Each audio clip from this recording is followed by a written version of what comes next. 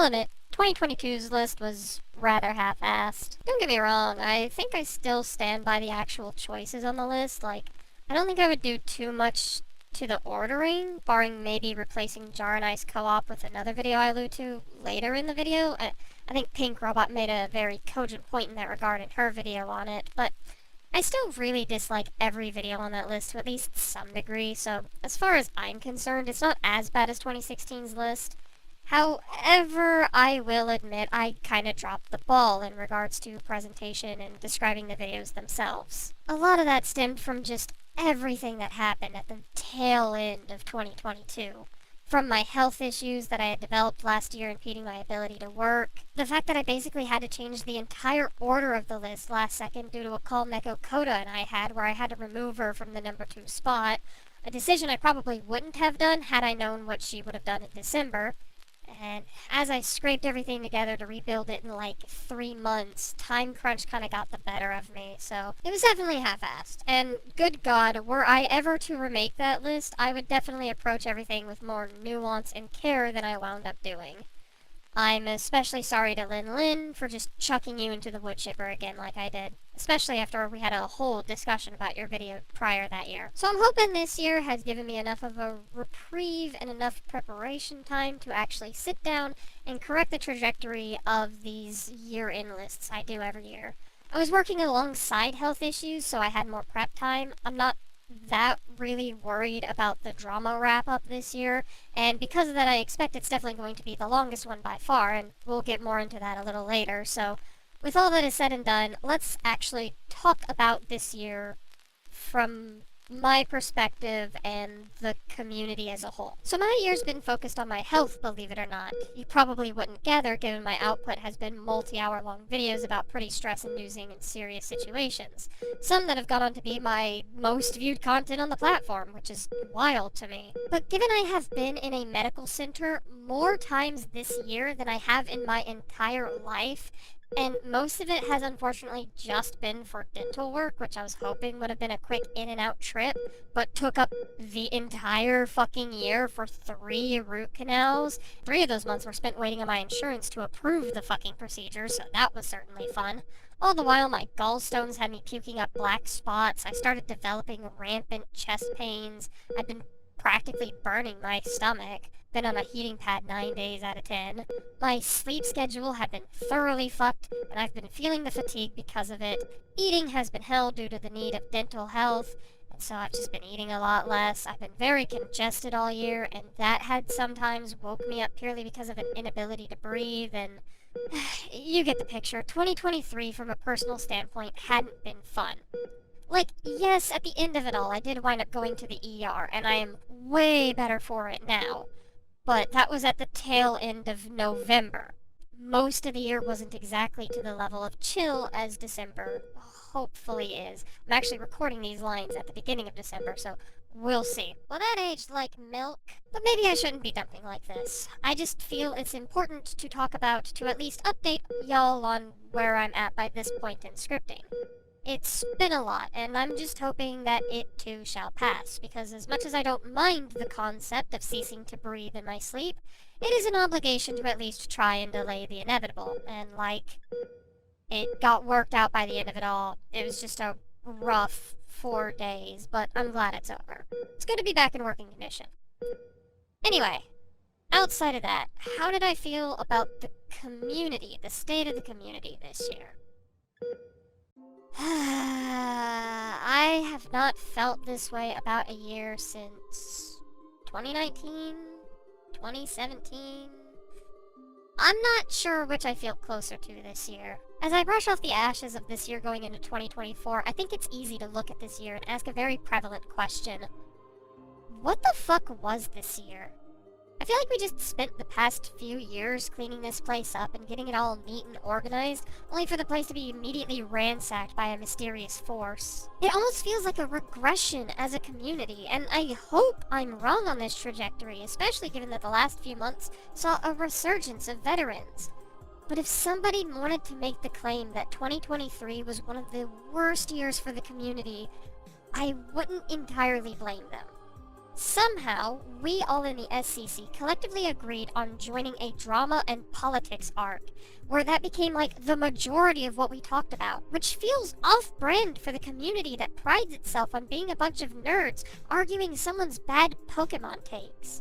Like, it got to the point where even someone doing that became a 6-month-long drama that required us to make a whole new SCC-centric Discord chat that just led to one of the biggest dramas this community had seen since the V Omega exposés.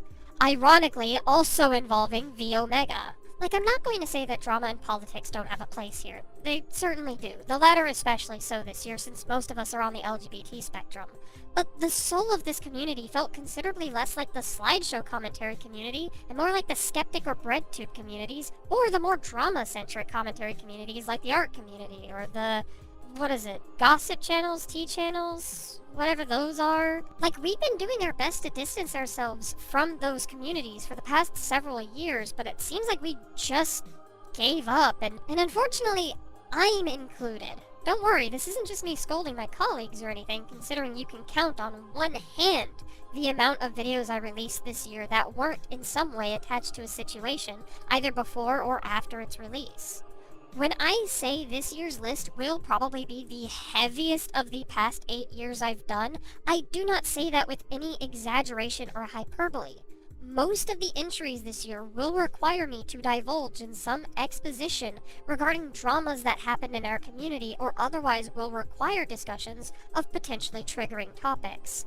So, trigger warning for everything. Viewer discretion is advised. I know it's become a recurring thing to point out how long each of my lists get every year, but frankly, this one requires it, so I'll try not to spend too much time here in the intro given the usual disclaimers and ground rules. Generally, I have to have watched the videos in order to say if they're bad, 1 entry per commentator, and these are subjective lists. I cannot stress enough how many times that needs to be said, but I'll say it again. I do not think I'm the arbiter of what is or is not a good commentary, and I know that objectively there's probably worse commentaries out there that I just never saw. I just know which commentaries I thought were bad.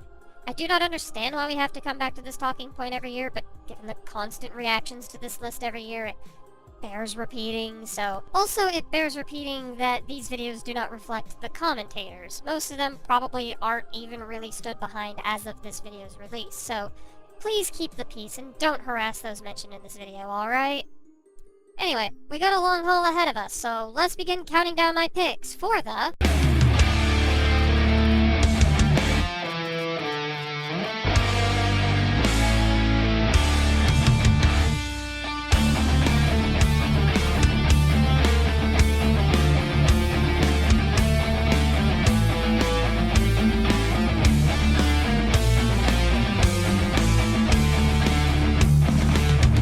How do I start this year's list?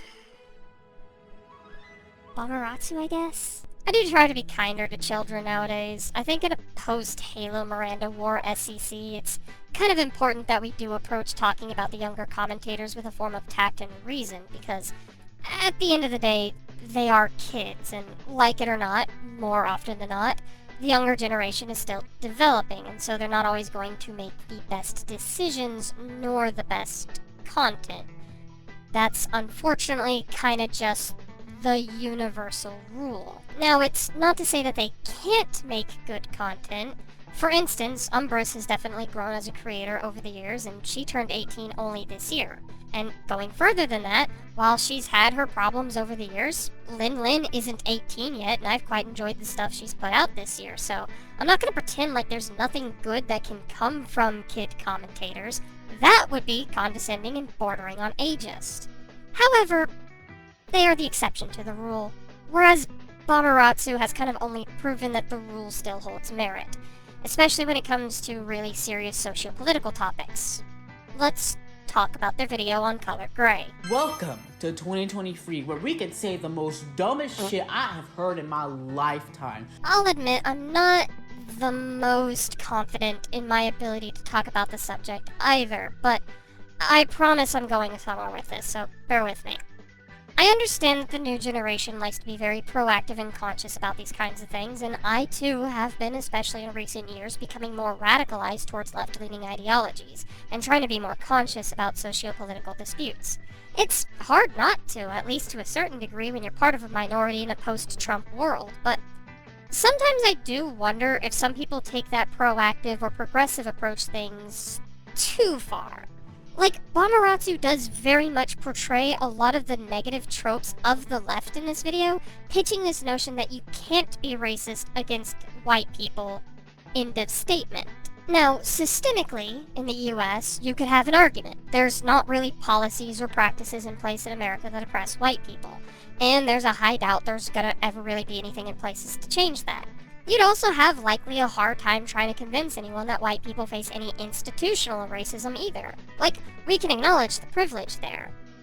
But racism as a whole isn't predicated on one's race, and to say otherwise in the way that Ratsu kind of insinuates all throughout this video by denouncing any racism towards white people as purely non-existent, implies that racism is purely something that's only a white people problem, which in of itself is ironically racist. This unfortunately encapsulates a lot of Ratsu's video. Racist. As throughout this video, you'll find a lot of the problems stem from one pretty recurring problem. Race car nowadays, but what they fail to realize is this isn't the 1800s anymore. Not every white person that you come across has ill intentions towards you, nor is every white person who you've had a bad interaction with been racist. I don't want to be rude here, but aren't we forgetting that a shooting happened last year where a white nationalist went into a supermarket, recorded it live, and went on record shooting black people because they looked weird to him? Yet you ignored this as some gotcha moment. Like, I'm sorry? What? Ratsu is both very reactionary and very reductionist in this video. I understand trying to make the point that racism is alive and well in America. That's not an issue. What is an issue is where you use individual examples to paint all of white people as these white supremacist Nazis directly in retort to Color Gray giving, albeit rather anecdotal examples, of other people generalizing people of a wider background, which he includes mixed race, by the way, which is why I am making that distinction, and just being generally racist towards them. Gray's point in this video is to use those same counterexamples to argue against the exact things Ratsu argues for throughout this video. And when you realize that, a lot of this video starts to feel pretty counterintuitive, because at that point, Ratsu is only cementing Gray's counterarguments by giving the audience a tangible example to be used alongside with all of these, friendly reminder, anecdotal examples of racism from other races. Now, anecdotal evidence, as we all know, is generally one of the weakest forms of proof you can give, so it's not to say that there isn't a point to be made against Gray that could lie in his lack of solid evidence.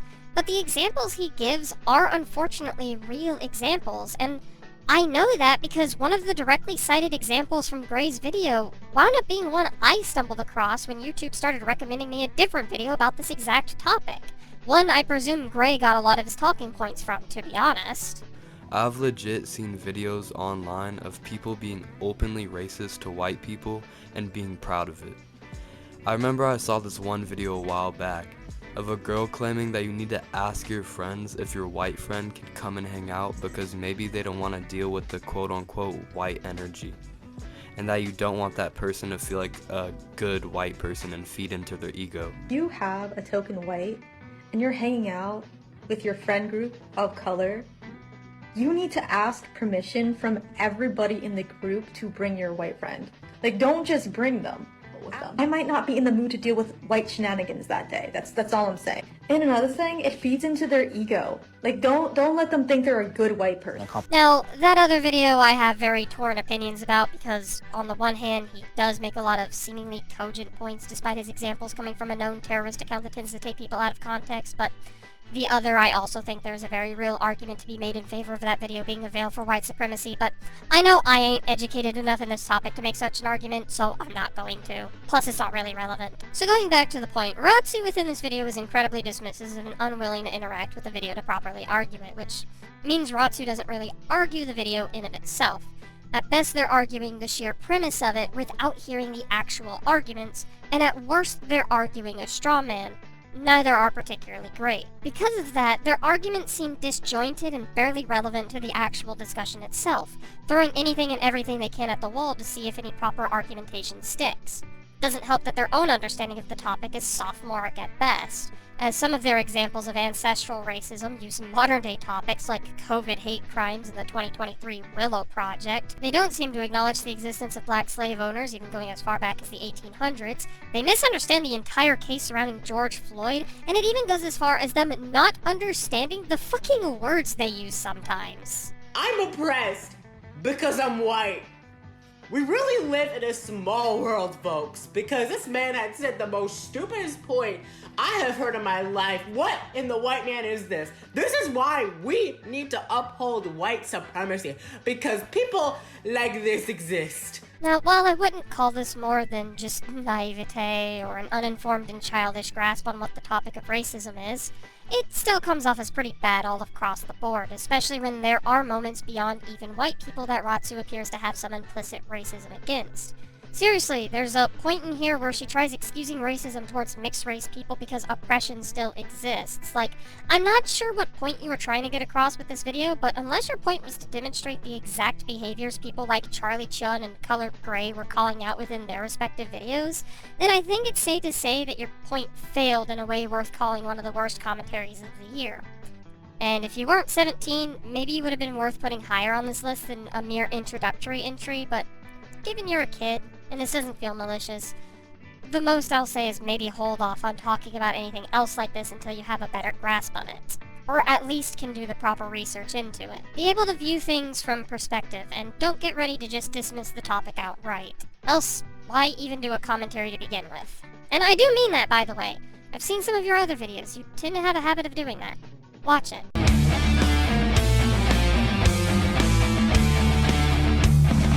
So, one of the major events that happened in the SCC this year was centered around a group of individuals who covered a guy by the name of Tony Sonic. I kinda mentioned this briefly in last year's list, but he became a bit of a bandwagon after his excessive coverage of a dude called Chari5. A lot of the videos that covered Tony Sonic were pretty bad, in part because these same people wanted to answer CinemaSin style content with more CinemaSin style content, a format that sucks as far as commentary is concerned, but we'll come back to that point later. But another part is that these people get super aggressive when it comes to their own coverage. And when you get a lot of those people covering one guy and they're all being stupidly aggressive about it, yeah, people are going to take notice. This really came to a head this year when Keyblade Master made a snide potshot about that very thing in a commentary he made on Sonic King. Though I will give IGN credit for this. Unlike a certain someone I know, they aren't trying to make a living off of harassing someone. Do you have the slightest idea how little that narrows it down? The rest of the year was basically centered around that. And I'm not even kidding. Most of this list will have something to do with this drama, so get used to hearing about it. On that note, to start with the year of Sony Tonic, let's revisit the Shadowruff videos on Emo's World. Y'all remember Shadowruff, right? Amongst all the things I see on that video comments, I never seen that one before. And if it never said that. Besides, the comment what you should use instead is my comment. I'm picking the second video on Emo for this list. Dude made 3 of these, by the way, and there's a lot you can say about the first video. It's pretty bad, and very aggressive for the sake of being aggressive. And the third one is arguably much worse as far as production goes, giving previous degrees inaccurate subtitles and being way more incoherent. Like, if somebody wanted to put the third version of this video on their own worst of the year, I don't think I would bat an eye, but I personally didn't stick around for that one, so I don't really feel it's fair to judge it. So, I picked the happy medium and picked the second video.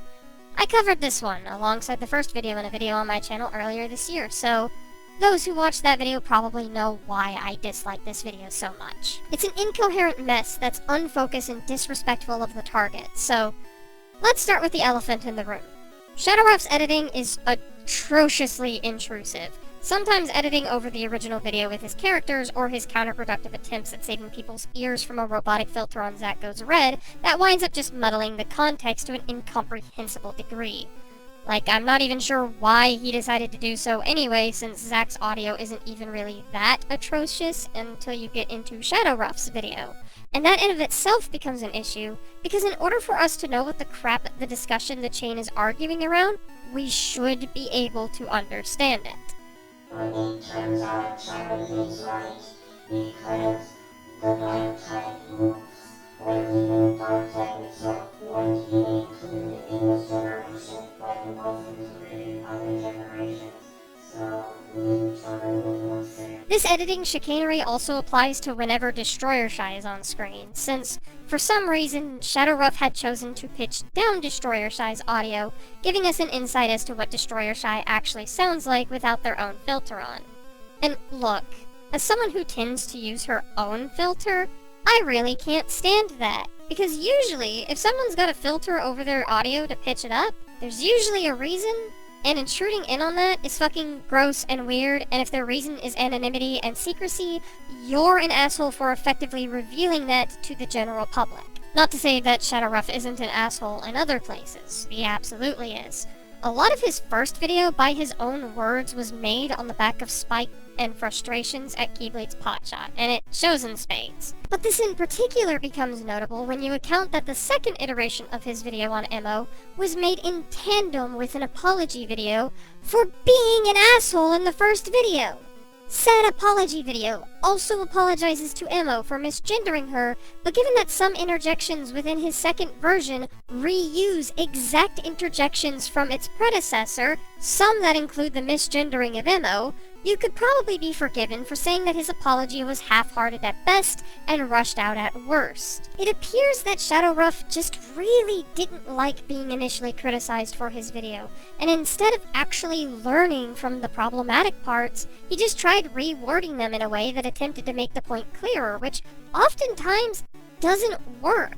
One example of both of these instances is wrapped up within the point where the chain talks about an NPC jumping over the fence, where Shadowruff argues that it's not too crazy to believe that since you can jump down ledges in the game, you can jump over a fence, where we see him both miss the point and misgender Emo, and that's not even a reused interjection from the first video. Okay, to pull a card from your deck, where's your proof that he didn't? Yeah, you just kind of say that this NPC didn't jump over the fence, and your only thing to, I assume, back it up was, Oh, well, you can jump over ledges in the game, you know. that's another thing with this video. You constantly get onto Zach for not showing every single drop of proof, even when it's clear he's not actually trying to make an objective claim, and is merely making a guess at most, while also making callbacks and claims to stuff without actually showing anything to back it up. Now sure, hypocrisy does not make you automatically wrong, but it does make you very stinky. Okay, the way Emo just said that, it sounds like he no experience playing the Pokemon game before, which I do play Pokemon Pearl, Soul Silver, Black 2, X and Y, and Sun, where you do jump over the ledge. Do you not even play the games?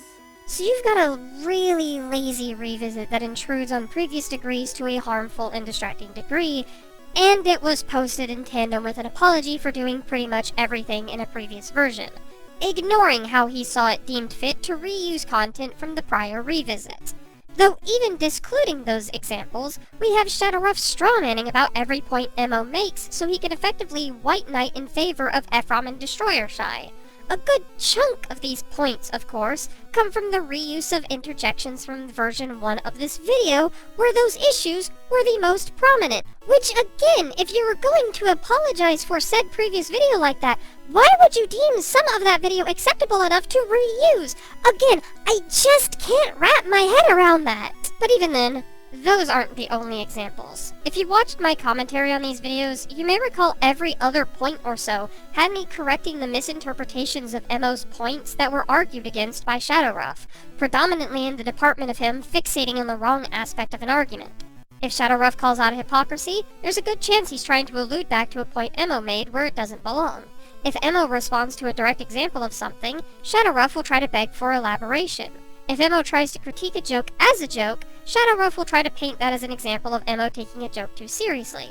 Hell, there are like 2 points back to back where Shadowruff will hear a point, all but explicitly disregard what the interjection has to say, and then go on a random fucking tangent that has nothing to do with what's being talked about. Actually, said water type move does not do super effective damage because it doesn't do damage at all, which is Shari's entire point. I haven't seen a video miss the point so hard since, I want to say Tony Stark's SA1 video, which is concerning. You literally acknowledge he was right and even understand using withdrawal is a useless move after a set time. I'd be willing to let a lot of padding slide, but this one is the most egregious example because of how stupid this point is. I want to remind y'all, this video is 35 minutes long, with slow talking and missing the point multiple times. I swear, if I counted all the noise out and took away all the stupid points, this video wouldn't be 10 minutes, and that's still giving you the benefit of the doubt. I'm sorry, but you two getting onto Zach for leaving stuff in that could have been cut is entirely ironic, given that a majority of this commentary has been you two padding out the video with sourced media clips that bring everything to a screeching halt, points that don't even debunk anything Zach is saying, or statements that generally add nothing to the overall discussion, much like the one from not that long ago. Except one anime versus game rule stuff that I mentioned before. Or what? You want a Doctor Strange versus Spidey battle scene that Birdman tried to defend for some innocence? Because I'm pretty sure Doctor Strange would win that battle because, you know. Big fat Thanos with cool Infinity Stones while he doesn't! Jesus Christ. Sorry about that. I just really don't know why Birdman actually defend that scene. I think, did he forget the Infinity War where Infinity War shows the power scales? 2, Zack is literally slow talking.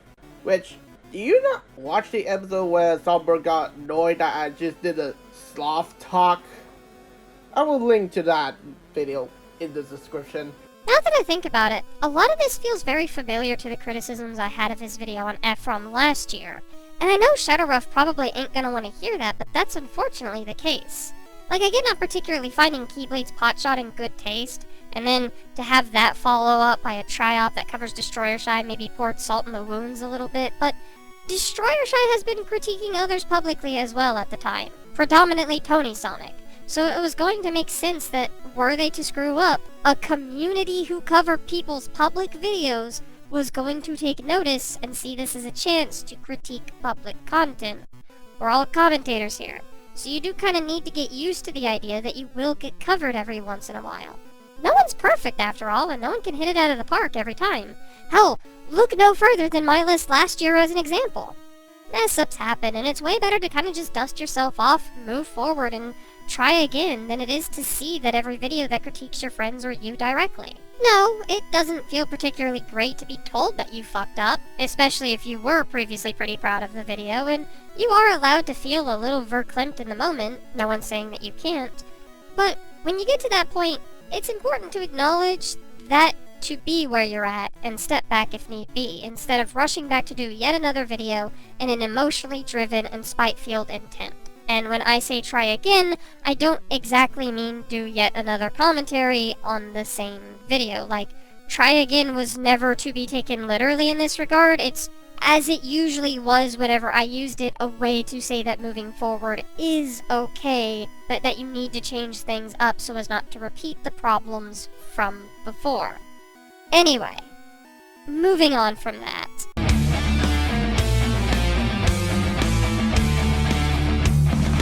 The best descriptor that I ever heard of the F-Commentator was when new commentator Zoranthropy called him fast food commentaries.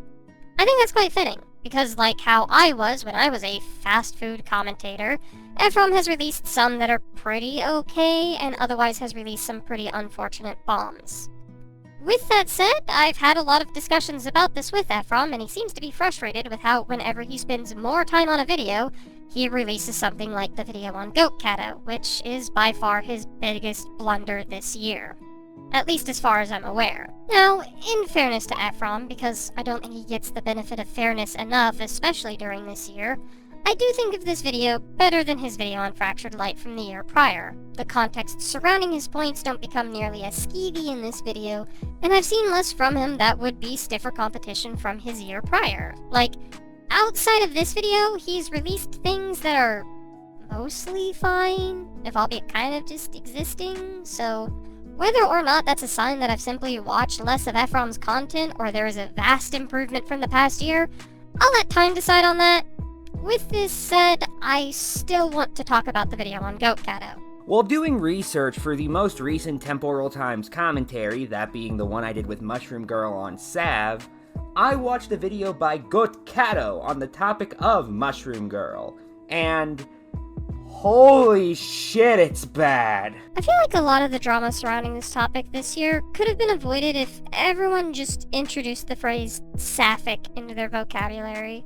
Because the minute you remember that's a term, this whole argument becomes fucking stupid. For context, Mushroom Girl made a video on the term bi lesbians, trying to validate its meaning. Mind you, I don't remember if it was bisexual lesbians or biromantic lesbians that was being talked about. But, you know, that was like the term that was being argued. I remember that much. And someone by the name of Crying Blossom made a video on that. There was apparently a whole back and forth between Ephraim, MG, and others debating the validity of the term, when it eventually brought us to Goat Cato, who, in essence, made a video on MG, where the discussion by that point became, Mushroom Girl should stop speaking over people about topics that affect a minority that she's not a part of, somehow. And to be clear, that is a sentiment I do agree with. If I, as an example, as a white person, am going to talk about racial topics involving injustice that's not directed my way, I feel as if reaching out to those who it actually affects to get their say on the matter is a better option over just going in to be an inexperienced third party speaking on something you have no or minimal knowledge of. And I've done so every time I'm unsure about something involving such a topic. It helps me be more informed when I discuss with those who experience these things, and thus I can be a megaphone for their voice if they so let me. So, generally yes, I do think that MG was in the wrong during that drama, conceptually. But Ephraim had other ideas in mind. Hi, just wanted to butt in here and say that although I've never heard that personally, I have heard a surprising amount of black people have positive things to say about Adolf Hitler. One example that comes to mind is Louis Farrakhan, the former head of the Nation of Islam and the man who allegedly killed Malcolm X. When he was being attacked in the 80s for being Black Hitler, he responded by saying the following. So I said to members of the press, why won't you go and look into what we are saying about the threats on Reverend Jackson's life? Here the Jews don't like Farrakhan, and so they call me Hitler. Well, that's a good name. Hitler was a very great man. Ephraim spends a chunk of an hour just making more or less the same point to an exhaustive degree, but with other people who speak out against the minorities that they're a part of. And all in all, the point is only used to say that sometimes speaking to the minorities who face these constant injustices could also bring you to being more misinformed about the topic, which I suppose that's true. Yes, as a trans woman, I'm definitely familiar with Blair White. But if you recall, Blair White is also heavily criticized by other trans women. Like, that is an important distinction to make because people who are contrary to their own experiences are relatively a minority within their own right. So to just go off of their word and their word alone would in of itself be cherry-picking data, because you'll most likely find that those of a community will find themselves agreeing on particular major topics, especially if it's something that would affect them directly. Ephraim, I know, also within very early in this video, brings up this notion that people of a minority, while particularly focusing on a statistic that says black people are more likely to be socially conservative, may be against other beliefs, using protests against gay people as an example of this belief. During the 2004 presidential election, Republican incumbent President George W. Bush even had his campaign do things like hire people to make robocalls in black areas of the country, saying that John Kerry supported same-sex marriage, or having people pose as gay activists from San Francisco outside of black majority polling places, specifically in hopes of making Kerry look less appealing to black voters. Now, taking out the low-key racial undertones to this point, among the vast number of other examples where Ephraim continues to use black people being bigoted as a prime example, let's actually discuss this idea in of itself, because it's a very easy counter-argument. I'm surprised Ephraim didn't consider it himself. You see, using the idea of a minority of some sort being against a different minority that they're not a part of doesn't provide a good counter-argument against Goat Cato's point. In fact, if anything, it only further emphasizes the importance of Mushroom Girl not speaking out in place of groups she's not a part of. Because by your own example of what are in essence grifters pretending to be a part of a group they're outwardly spoken against, wouldn't it better show that trusting people who are more openly involved and affected make more sense than otherwise? Because otherwise we're effectively listening to a demographic assume things about the experiences of another demographic. It'd be like listening to a cis person about the trans experience. They may be able to empathize, they may be able to use some form of statistics, but you and I both know that cis people won't be able to fully grasp how it feels to be trans, which is especially a potent point, considering the heightened trans panic we saw this year specifically. I'm sure a lot of you have heard of the "I have a black friend" argument, which somebody lazily trods out whenever they're accused of racism. The problem with this argument is some minorities are fucking idiots who hold bigoted and yes, even racist positions. I also want to briefly discuss the pacing of this video. Ephraim claims this ain't a one-shot, but good god does it function as a 1 hour one-shot, because he spends an awful long time on this one singular point with roughly half an hour of this runtime, either reading articles verbatim or playing elongated video clips from either news coverage or YouTubers talking about news coverage. There are segments of this video when played out that have me forgetting I'm watching an Ephraim Josine video because he's padded out his runtime to exhaust any naysayers by effectively gish-galloping Goat Cato with a discursive and tangential soapbox worth of unnecessary examples. I want to be clear. Giving examples isn't a problem. Having a lot to say on a matter isn't a problem. But when your video plays out 20 or so minutes worth of news clips to make a singular point, homie, that's a problem. It's especially a problem from Ephraim himself, who tends to also get angry at others when they either repeat themselves ad nauseum or say effectively nothing for a prolonged period of time. Seen from last year's entry of an Ephraim video, actually. I wouldn't say Ephraim has been particularly bad at covering discussions of socio-political variety, at least not from what I've seen, but this one was definitely a rough example to the contrary.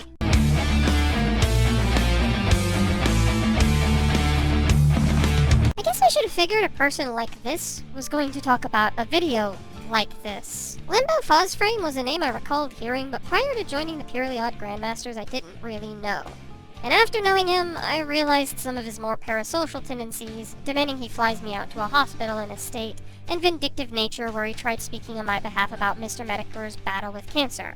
By the way, to make my stance on that as crystal clear as I can in video form, no, I wasn't celebrating the alleged death of Jim. I've lost someone to cancer before and it wasn't exactly great. Doesn't feel good to lose someone to cancer regardless of how shitty they were, and it's not like him dying is going to get his fans off my back or have any closure to me on that situation. So for future reference, just so you know, I don't usually just casually wish death upon people like that, no matter if they've ruined my life or not. But anyway, I'm sidetracking. The behavior Limbo showed outside of his content was a lot to be desired. Quick to make people uncomfortable, quick to rush into action no matter how problematic, all in all, very awkward individual, and his year had to be a rough one. Because a lot of this leaked into his content, at least from what I saw. For context, back in 2021, Steel released the game Five Nights at Freddy's Security Breach, which I and a lot of other people consider to be one of the worst games of the decade so far. Now, let me make it clear out of the gate, I'm not really in the know about the lore or really anything in regards to Five Nights at Freddy's. I fell off the hype train for it after the really cool 4th game, and I only started paying attention to Security Breach because Gigamonty was hilarious. And I, as a speedrunner, love watching scuffed games. So as far as I'm concerned, there is a good chance that what Limbo says in this video is technically true, right? Like, I'm not gonna get into any debate about the factual happenings of Five Nights at Freddy's.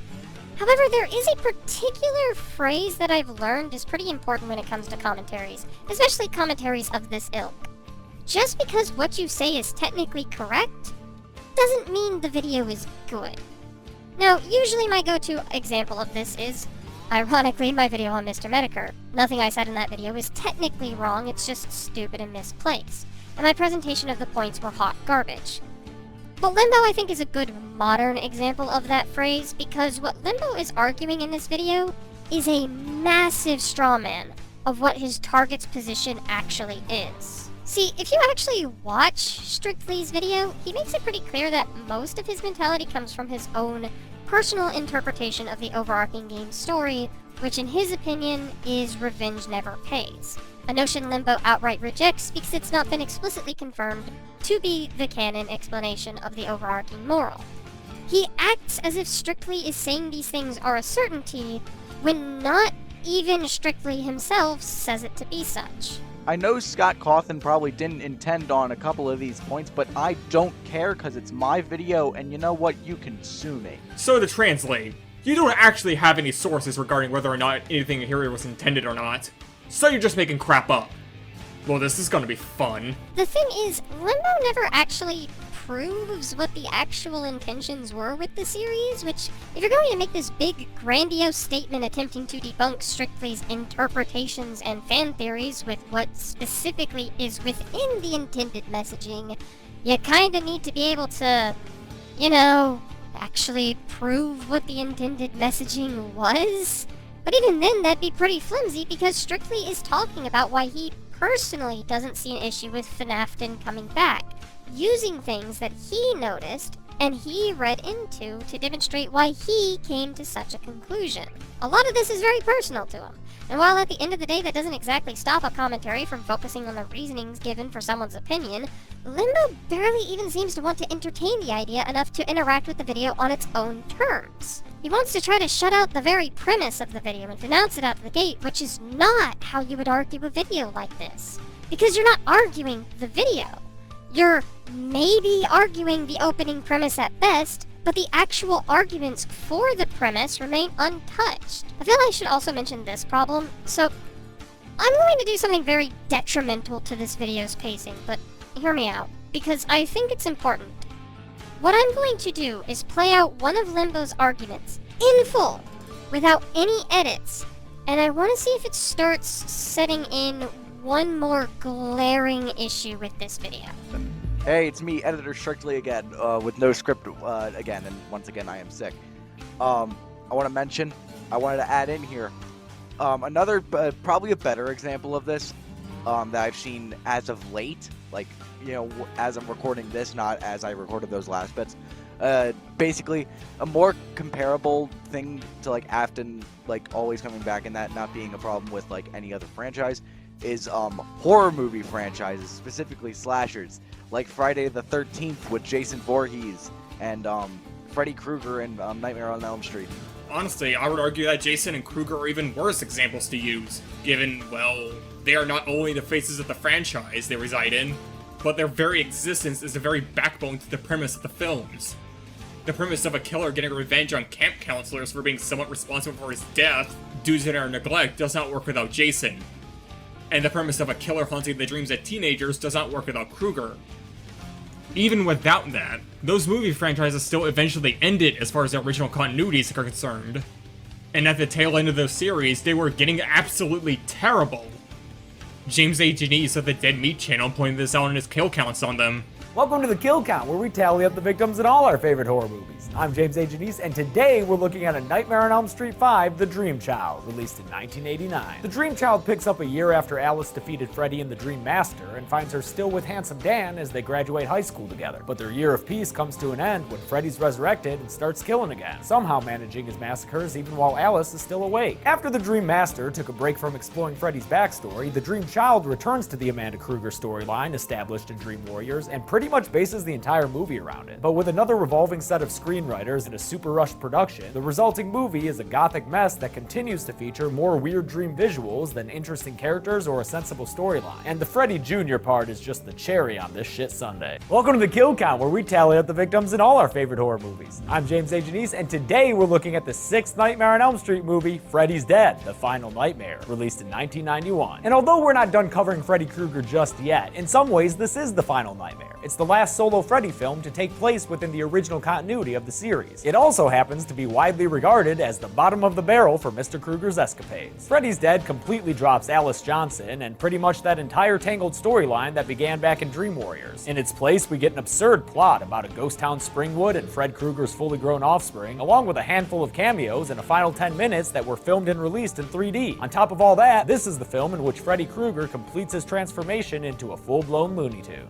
And as for the Friday the 13th films, outside of a single shot, which is admittedly iconic and badass, the movie feels more like Jason Takes Generic City, USA. While I appreciate the return of Kane Hodder and the fact that this is something different, Jason Takes Manhattan is inexplicably, mind-numbingly boring. So many slow shots of Jason reaching towards and picking up items, and scenes that are straight up slogs because of by-the-numbers dialogue. It's 15 minutes longer than it needs to be, and we don't even get kick-ass kills during that time. This was peak MPAA pressure, so the movie's gore was cut to prudish levels. Somehow, this was my favorite Friday the 13th when I was a kid, and I want to like it as an adult, but I can't. I just can't. It's a big, bad movie that bores me to effing tears.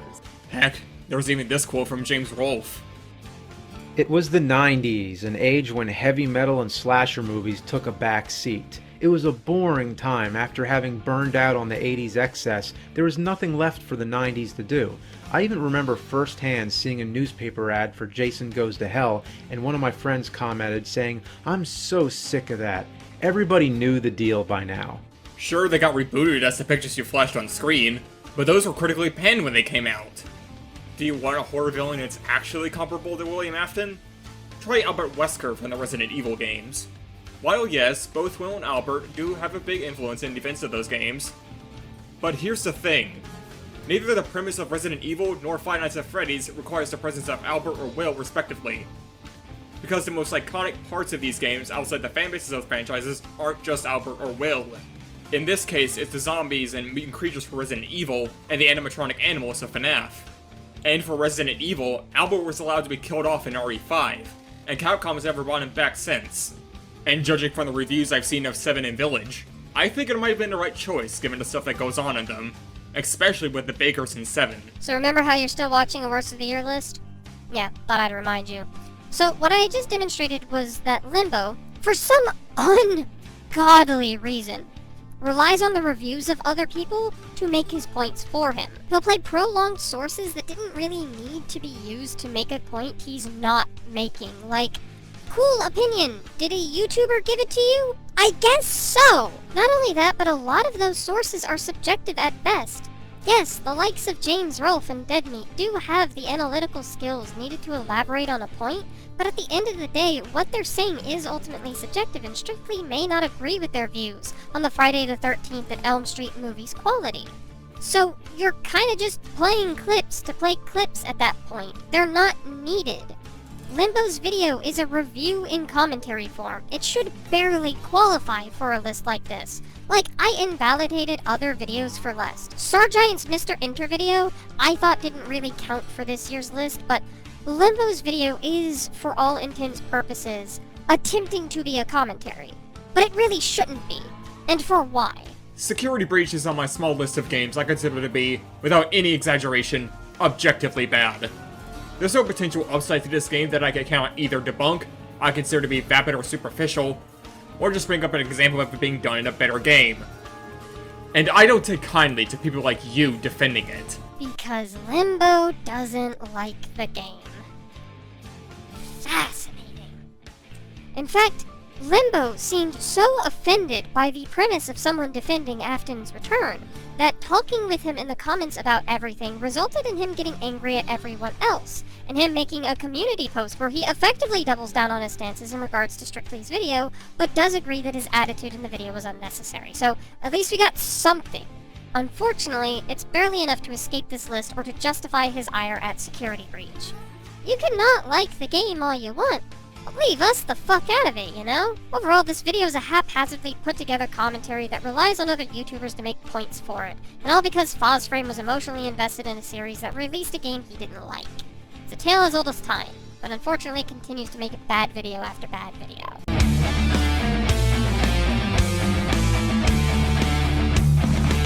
So, I want to point out the last time I put a video like this on a worst of the year was 2016. And I think that's important to acknowledge because while my 2016 list is really bad, like, say what you will about last year's list, 2016's was a lot worse. But I think it's important to acknowledge because I think it really encapsulates a lot of the attitude of the year.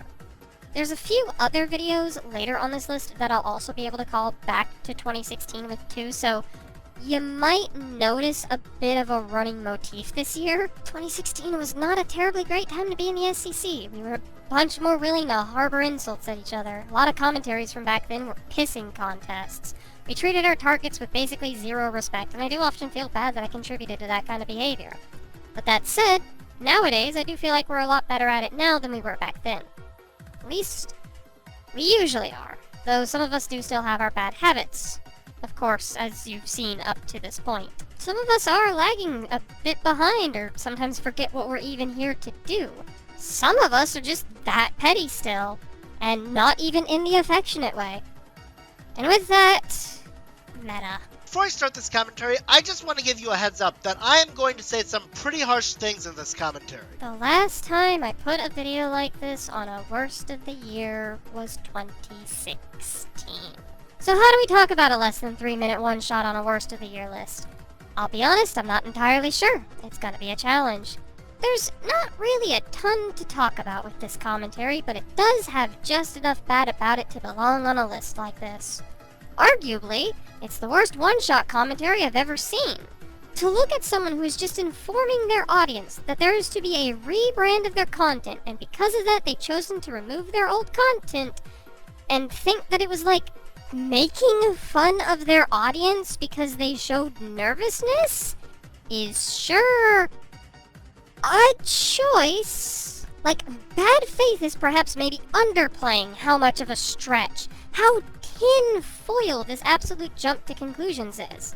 Meta completely came out of left field with this assumption, insinuating that Becca Faye was making fun of her fans who otherwise may still want to watch the video she had on her channel prior to her VTuber rebrand, while putting together this salty nothing burger of a video that only serves to be angry and nothing more. People like you make me sick. You are an insult to women, and I have no idea why I even liked you in the first place. But like, while the video would be bad enough on its own, another running theme to this year's list you may have noticed is that the context surrounding videos has sometimes made things far more egregious.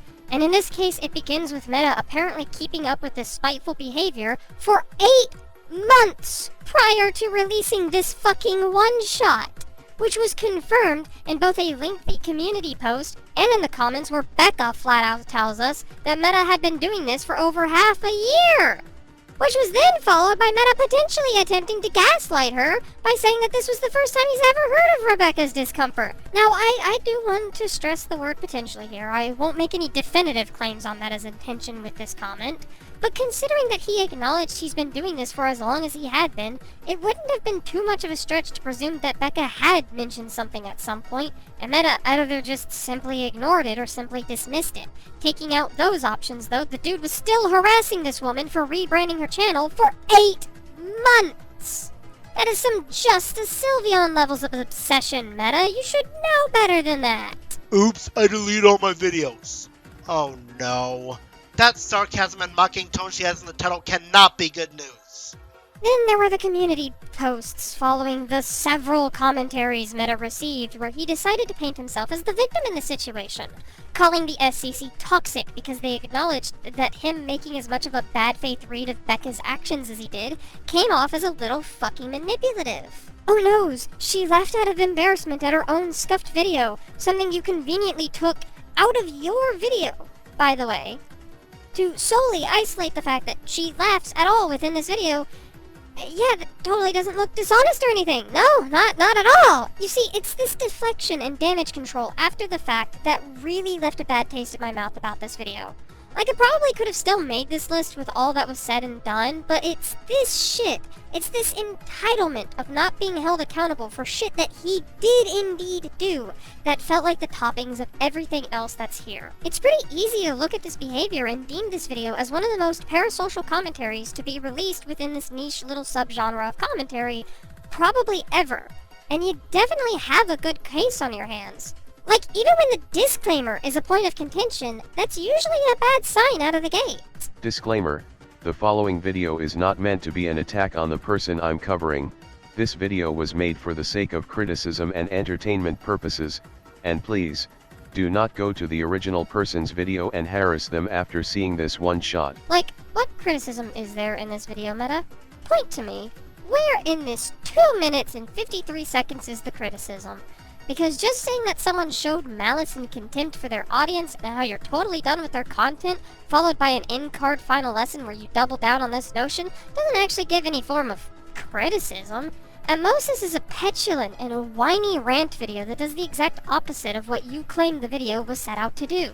You should be better than this. You've been around for at least 12 years, well longer than most of us by a large margin.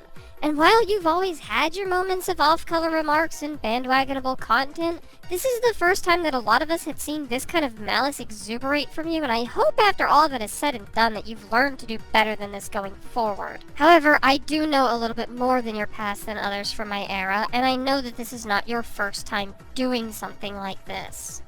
This isn't pre-2014 era SCC anymore, Meta, and while it wasn't acceptable then either, it's especially not so now. Do better.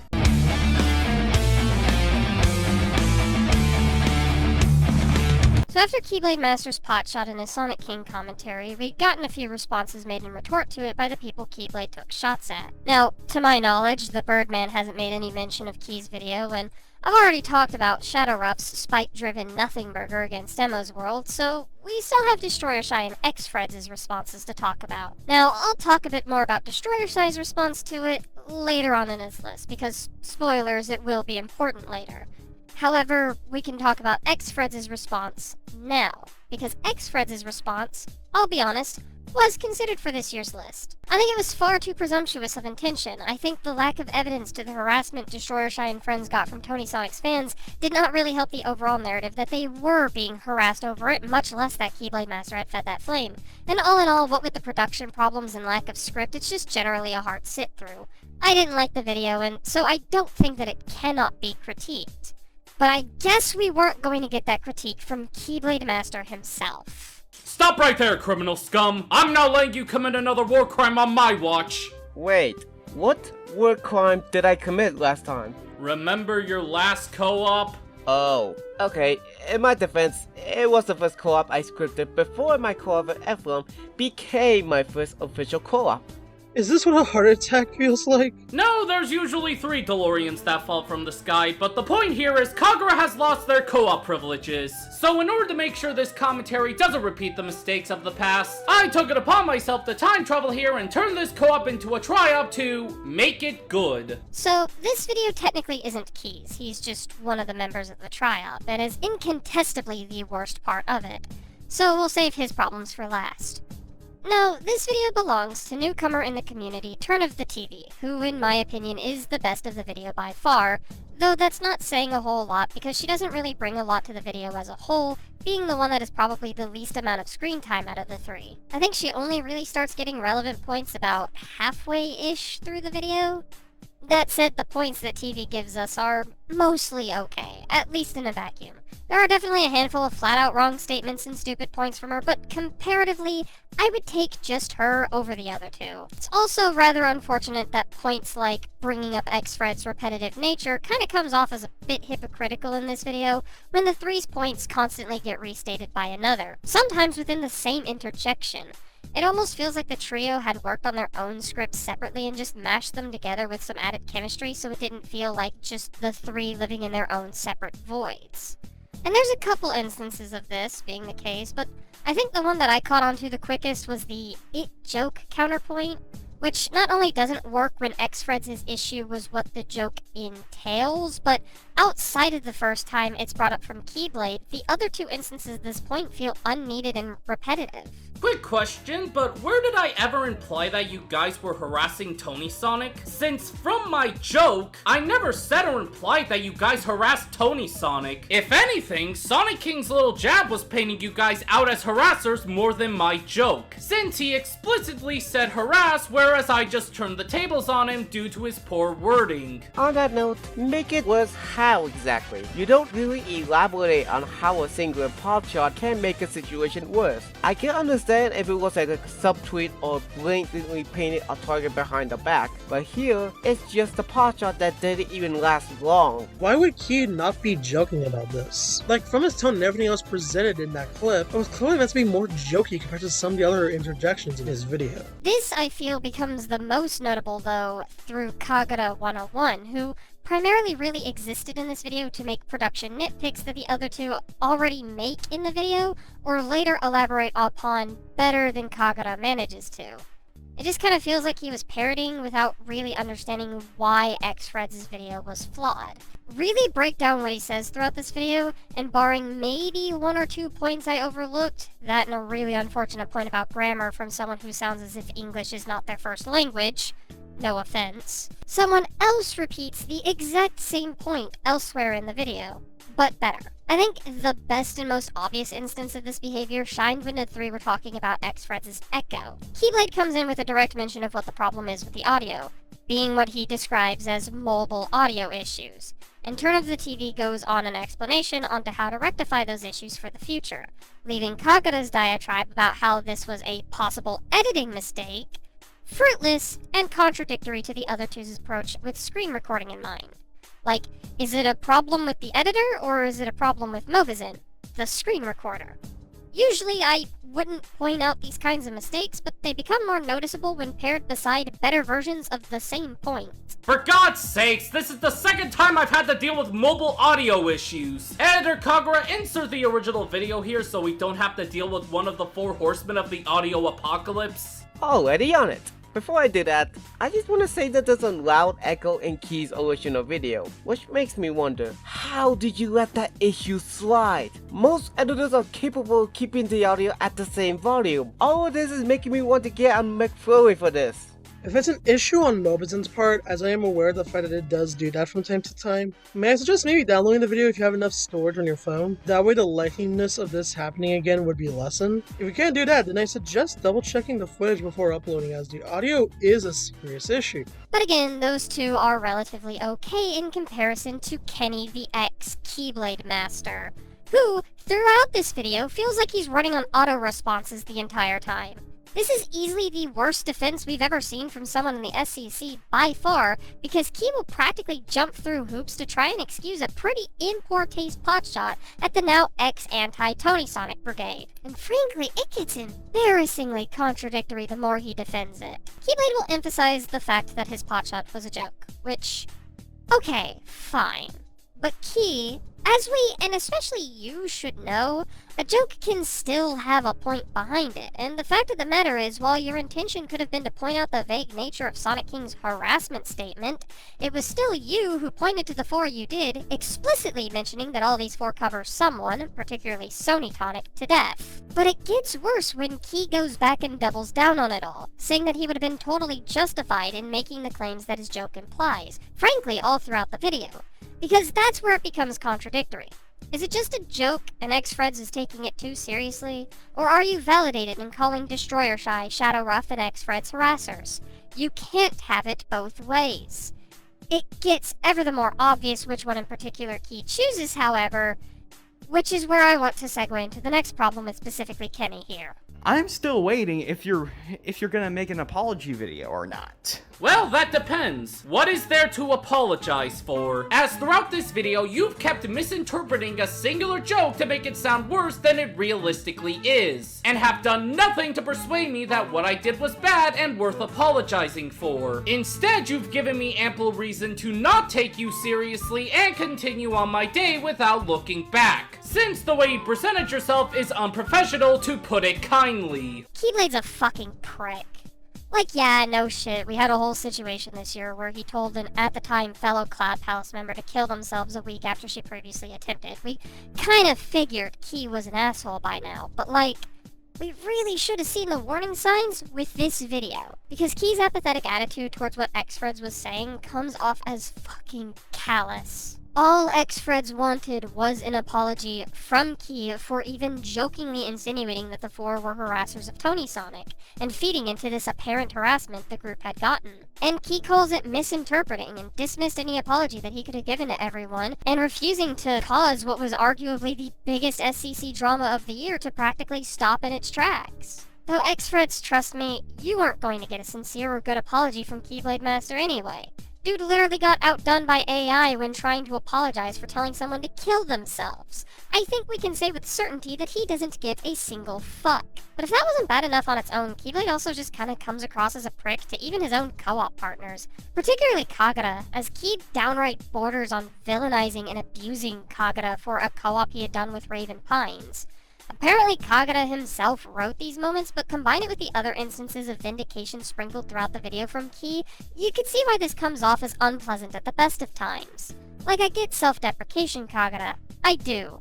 But time and place, bud, and giving the ammo you have against yourself to another person is assisted verbal suicide, and not particularly a great form of coping. Just saying. Okay, scratch that. Kagura's not gonna be the vindictive asshole in this situation. Key, you already said that. Let me finish. Kagura's not gonna be the asshole, 'cause I am.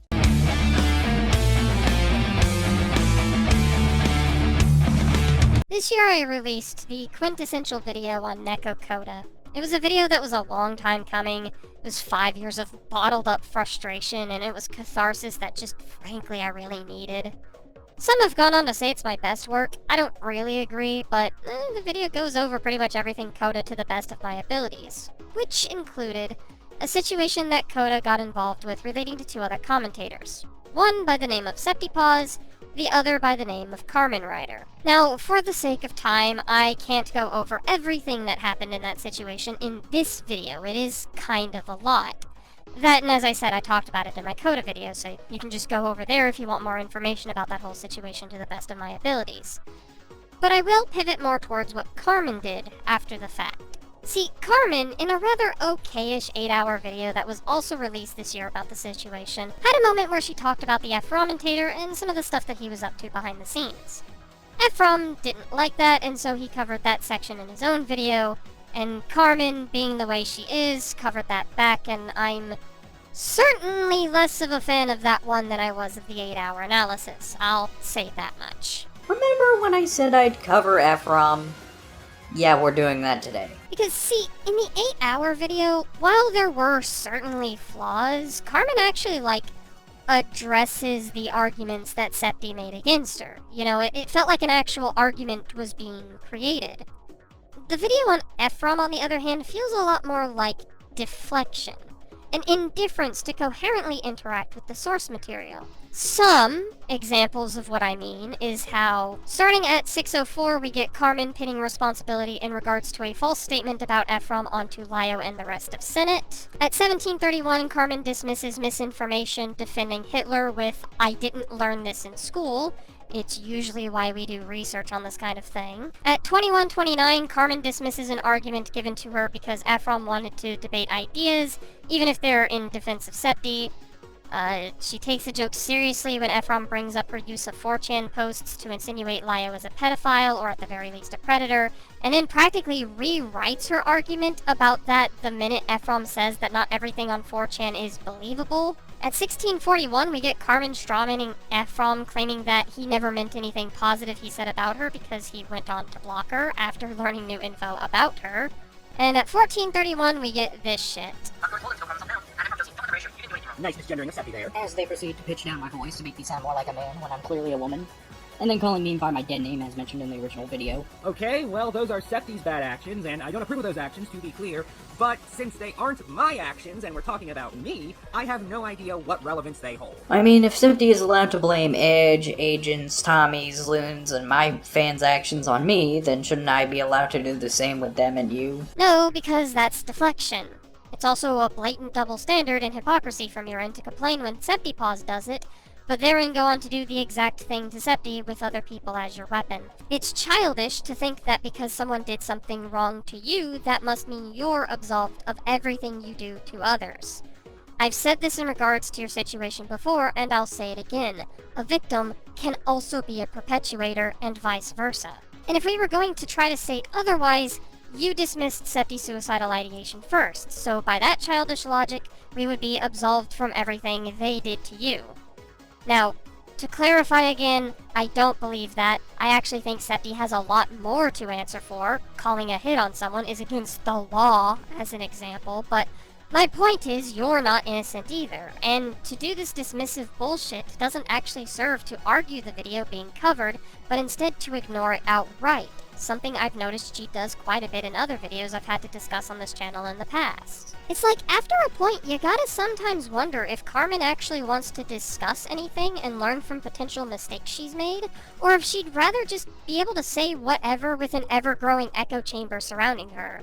It's like, why are you in commentary when the majority of your argumentation style is nuh-uh? There was also this whole political discourse that permeated the first half of the video. Quote from the essay: "The people who feel deprived of a clear social identity, fascism says their only privilege is the most common one, to be born in the same country. This is the origin of nationalism. Besides, the only ones who can provide an identity to the nation are its enemies. Thus, at the root of the fascist psychology, there is the obsession with a plot, possibly an international one. The followers must feel besieged. The easiest way to solve the plot is to appeal to xenophobia. But the plot must also come from the inside. Jews are usually the best target because they have the advantage of being at the same time inside and outside." You see, there's a difference between fascism and recognizing someone is controlling your way of living behind the scenes. Now, obviously, being bigoted isn't the answer. No, being bigoted is what a fascist does. But just recognizing that connection and calling it out isn't fascist. I'm allowed to hate both Nazis and the rich and powerful Jews that control our way of living equally. I'm more off-putting. No, I'm more off-putting. Now, I'm not going to get into the nitty-gritty of what political circle believes in what, because at the end of the day, frankly, none of any of that conversation actually matters to the drama in the slightest. And this is a criticism of both Ephraim and Carmen. Don't worry, I'm fully aware at who started it. But I'm also fully aware that both of them play into it despite the lack of relevance to any of it. I'm also not really going to address how borderline anti-Semitic and racist Carmen is throughout this video, mostly because 1, I've addressed enough racism for one video, and 2, again, it's not relevant. What is relevant about this is the amount of bad faith Carmen exudes in this video, even down to the political discourse. The outright dismissals being an appeal to ignorance. Her stances against China border on a slippery slope, and the whole argument in of itself is a red herring because the only goal it achieves is as a distraction, a non sequitur tangent that derails the discussion to distract us as a third party to the actual criticisms of her work. Hell, there are a few instances where she just explicitly makes an insinuation against Ephraim in a pitiful attempt at a straw man, dismissing Ephraim's actual stance to argue something else, and then when called out for it, doubled down. I wish to remind you all that Neko Koda is a victim of rape. Carmen, and I really do mean this, the fuck is wrong with you? I didn't do it because of the Omega. I did it to tie into the theme of me already wanting to fuck her. As stated earlier. When did I say you did it because of the Omega? I just said you did this, and that Koda is a victim of rape. You didn't say it, but you implied it. I also noticed both in this video and the one that she made after the fact that I also considered putting on this list, that she has a bad time understanding allegations proper. In the follow-up video, Carmen kind of accuses Ephraim of being predatory when the actual facts of the situation was that Ephraim was inappropriate with minors, not that he was preying on them. Among some other accusations she specifically makes about the SCC, accusing us of harboring some predator without repercussions when, and I know that she wouldn't exactly know this, so I won't get onto her case too much about it, we did talk to Ephraim about this behavior. Lio was even there, as someone not in this community, and he basically told Ephraim under no uncertain terms that if he was caught doing that shit again, Lio would be his problem. Again, I know Carmen wouldn't have known that, so again, I'm not really getting onto a case about it here, but that was something that was personally bothering me. Though, what I will get onto Carmen's case for is in regards to the accusations about Koda she talks about in this video, claiming that Koda actually doxed someone. This is, again, something that I talk about within my video on Koda, but Coda didn't actually dox anyone. Now, she did blackmail a minor with their docs, which isn't at all better, but she didn't actually have that information, nor did she ever post it, so thus it doesn't fit the definition of doxing. Overall, if it wasn't this video, it would have been her follow-up Discord commentary, which is on its own rather dubious, but perhaps that should be saved for another time.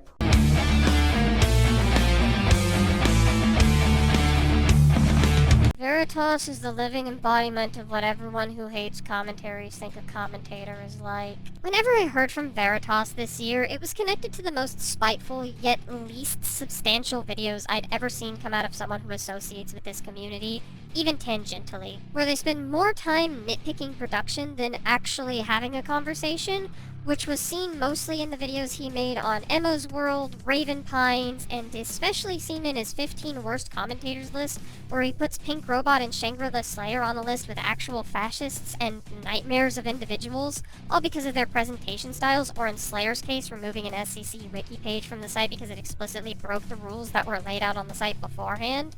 But that's also to say nothing about Veritas' habitual antagonism towards individuals who may have slighted Hopeless Peaches, seen by how they treated the likes of Mally Malware and Harley TBS this year. There's a lot you could say about this guy, and though I'm not usually one to single out people like this, especially not this callously, were I to give out awards for the overall worst commentator of the year, Veritas would be top pick for this year's award from just the sheer audacity and lack of care shown in just about every facet and every video. I do not exaggerate when I say I considered just copping out and putting him as a commentator on the list. But I gotta single out a video, so let's talk about the Ponder video again. Hello everyone, it is I, Veritas, and let's say you're on a plane, and that plane crash lands on an island, okay? There are only a few survivors. In fact, there are only 2, and you wake up after the first one does. By the time that you have woken up, the other survivor has claimed all of the coconuts on all of the coconut trees, stacked them on her pile, and declares she owns them. And she says that she would be willing to give you said coconuts if you tongue her pussy. Don't get me wrong, I heavily considered putting the Much Cry video on this list. In fact, I had a whole diatribe relating back to 2016, and how the video showed a lot of parallels to the Conundrums video on DanMad.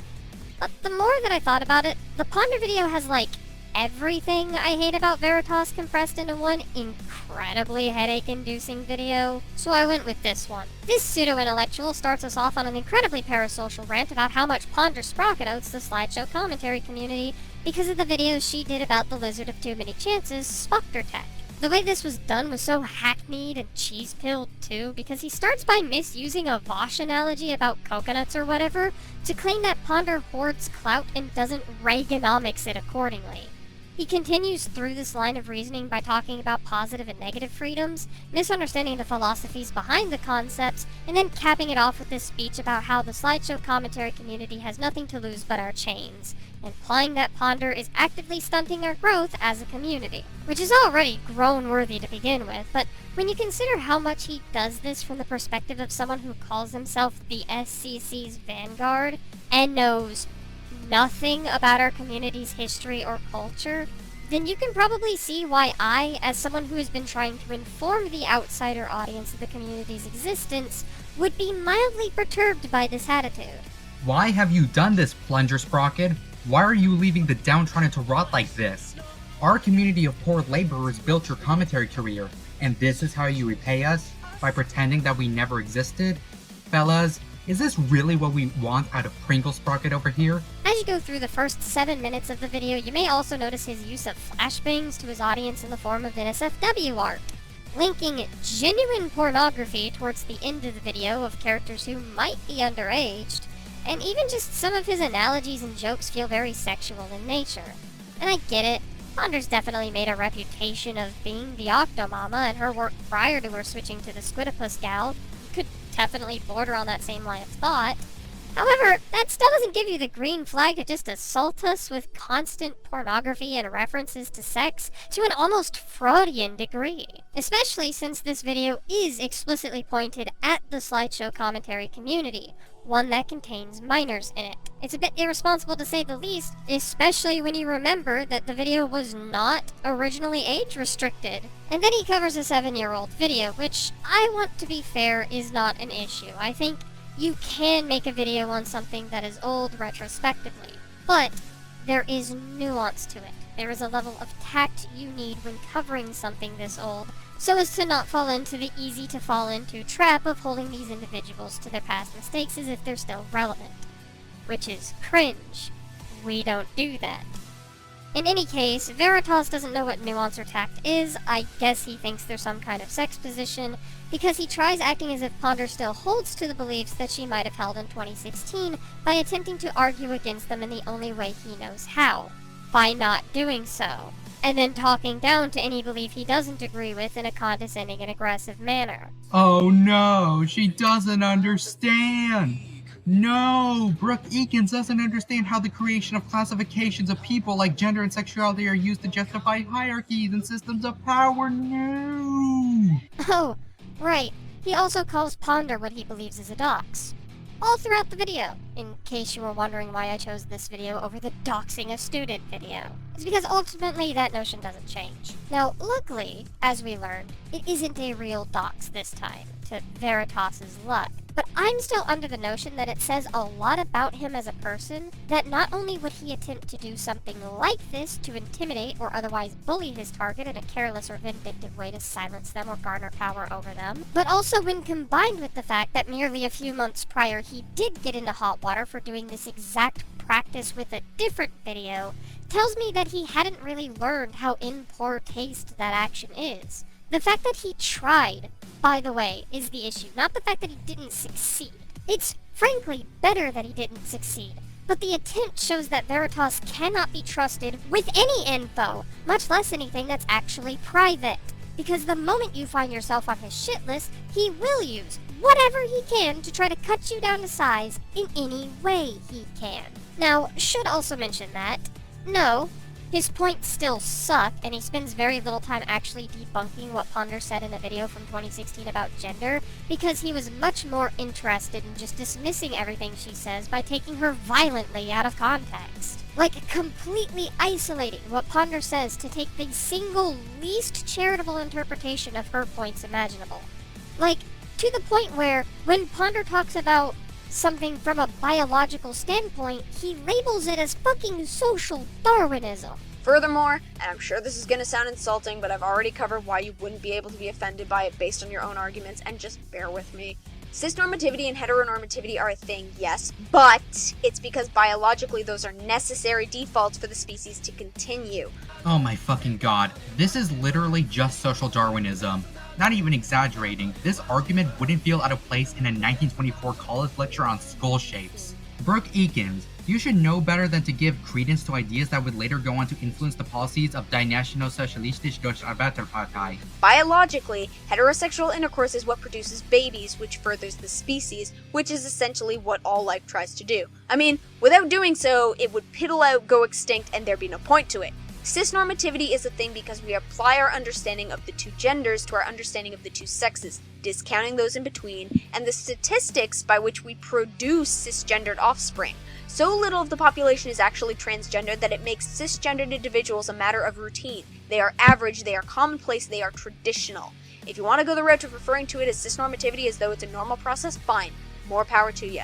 But in recognizing that you are transgender and therein trying to correct the misconception and be referred to by your proper gender, you are reverting from the disparity that caused you distress into something that is more comfortable for you. Effectively, you're transitioning from a state that distresses you into something that you recognize as being more natural to you. More normal. I did a whole video on this if you want to see more examples of what I mean, though I know there are things I missed overall. To cover everything wrong with Veritas's video on Ponder, you would need years to comb through everything, and even then there's a good chance you've glossed over a hair or two. It's a perfect example of how malice can cause everything to go wrong deliberately, without the need for Veritas to merely be trolling, a premise that has been raised given how little he seems to give a fuck about what anyone says about him, or how he acts in his content. But he doesn't have the self-awareness to be a troll. This video, among others, proves that enough. And if he is, then he's a bad troll because he sprints into the realms of genuine harassment, which makes whether he's trolling or not frankly redundant, because what he's doing is frankly detestable either way. I think it's pretty safe to say that Veritas will go down in the echelons as one of, if not the worst commentator to ever try and associate with the SCC. The worst part is that I know Veritas still hasn't learned a damn thing from anyone who's talked about him, because after my video, where I also called him out for his parasocial behavior about general commentator Hopeless Peaches, dude didn't even address my video and instead focused on Peaches' live stream watching over it. Like, my guy, stop! Luckily, Veritas has now left Commentaries, so we're probably not going to hear from him again for the foreseeable future. Which personally I think is a frankly good thing. If this is the kind of drivel you intend to give us in your commentaries, plus kind of just generally how you are as a person, then I don't think I really want you in the SCC to begin with. Maybe that's just me, but I think I'd be a little pressed to find any SCC member that would disagree with such a notion. Anyway, sorry for tacking on this, like, last bit here, but, like, God. Moving on.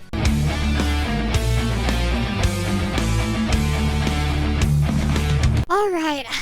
I know, Destroyer Shy and their friends aren't going to want me to bring this back up again, considering everything that had been worked out by this point, but I feel it's worth talking about retrospectively because no one really got to it, and the fact that such a video was the product of what was the biggest SCC drama of 2023, I almost feel like I'm doing a disservice to the whole point of retrospectively looking back on the year if I didn't bring this back up eventually. So we've done a lot of talking about the Destroyer Shy versus Tony Sonic escapade that was basically inescapable this year, but rarely have we specifically talked about Destroyer Shy's involvement in all of this. You see, this year we were introduced to a new commentary group by the name of Temporal Times Commentaries. It is ran by Ephraim, and its reputation, if I was to be honest about it, is more or less comparable to that of the Syndicate of Outcasted Commentators, which if you weren't around for that, it didn't have the best reputation amongst its peers, put it that way. In the second video on that channel, Destroyer Shy and Ephraim tackle Keyblade's little pot shot at Sonic King, and specifically, Destroyer Shy goes on this long tirade about how they specifically didn't harass Tony Sonic, despite being a little sarcastic in their content. It was a pretty long and ranty diatribe, so it was clear that they didn't want to be accused of being abusive towards Tony Sonic. But while there was a pretty cogent argument against that at the time, not even a day later, we got this video. So, this is how we're starting it, eh? This'll be fun. Why is that a sin? Well, if it doesn't tell you why you should be making these videos, I don't know what will. But in all seriousness, this video is over 7 years old, and yet you're complaining about something so minor. Nitpick, this is so. Oh boy. I was gonna cover this myself back in January when it dropped. It was gonna be a pretty fun video. I was gonna revisit YouTube Dude's old Kablam Bandicoot 64 challenge. It was gonna be a whole thing. I ultimately didn't though, because shit escalated and we found out why exactly Destroyer Shy held the animosity they did. Spoilers, it was faked screenshots. But even then, even knowing the reason Destroyer Shy was the way they were in this video, I can't help but look back on this video now that we're here at the end of the year and still see it as enormously flawed and spiteful. And when I say spiteful, I do not want to understate how much it comes across, and particularly this video above all others. Like, it gets real bad. It's kind of the elephant in the room when talking about this video. So I figure, let's get this out of the way early so I can focus on literally everything else that's wrong with this video. Destroyer Shy gets so angry at Tony Sonic covering Chari 5 in the way that he does, that Destroyer Shy basically blackmails Tony Sonic by telling him they will release the faked logs if they ever made another bad video on Chari 5. And like I said earlier in the video, if you do what I think you're gonna do in your Undertale video, trust me, I will put your ass on blast so hard, you won't know what hits you. And I will leak all the messages about what you did in Discord too. So don't think I won't. And even if somehow something happens to me, I have several other people who have my information too. So in the event something happens to this video, or to me personally, they have my permission to upload this video and upload every single thing you've done there. Yeah. That I don't harass Tony Sonic rant in the second Temporal Times commentary kind of immediately dated itself the minute this shit dropped. As someone who watched basically all of Destroyer Shy's commentaries before this one, this video definitely wasn't alone.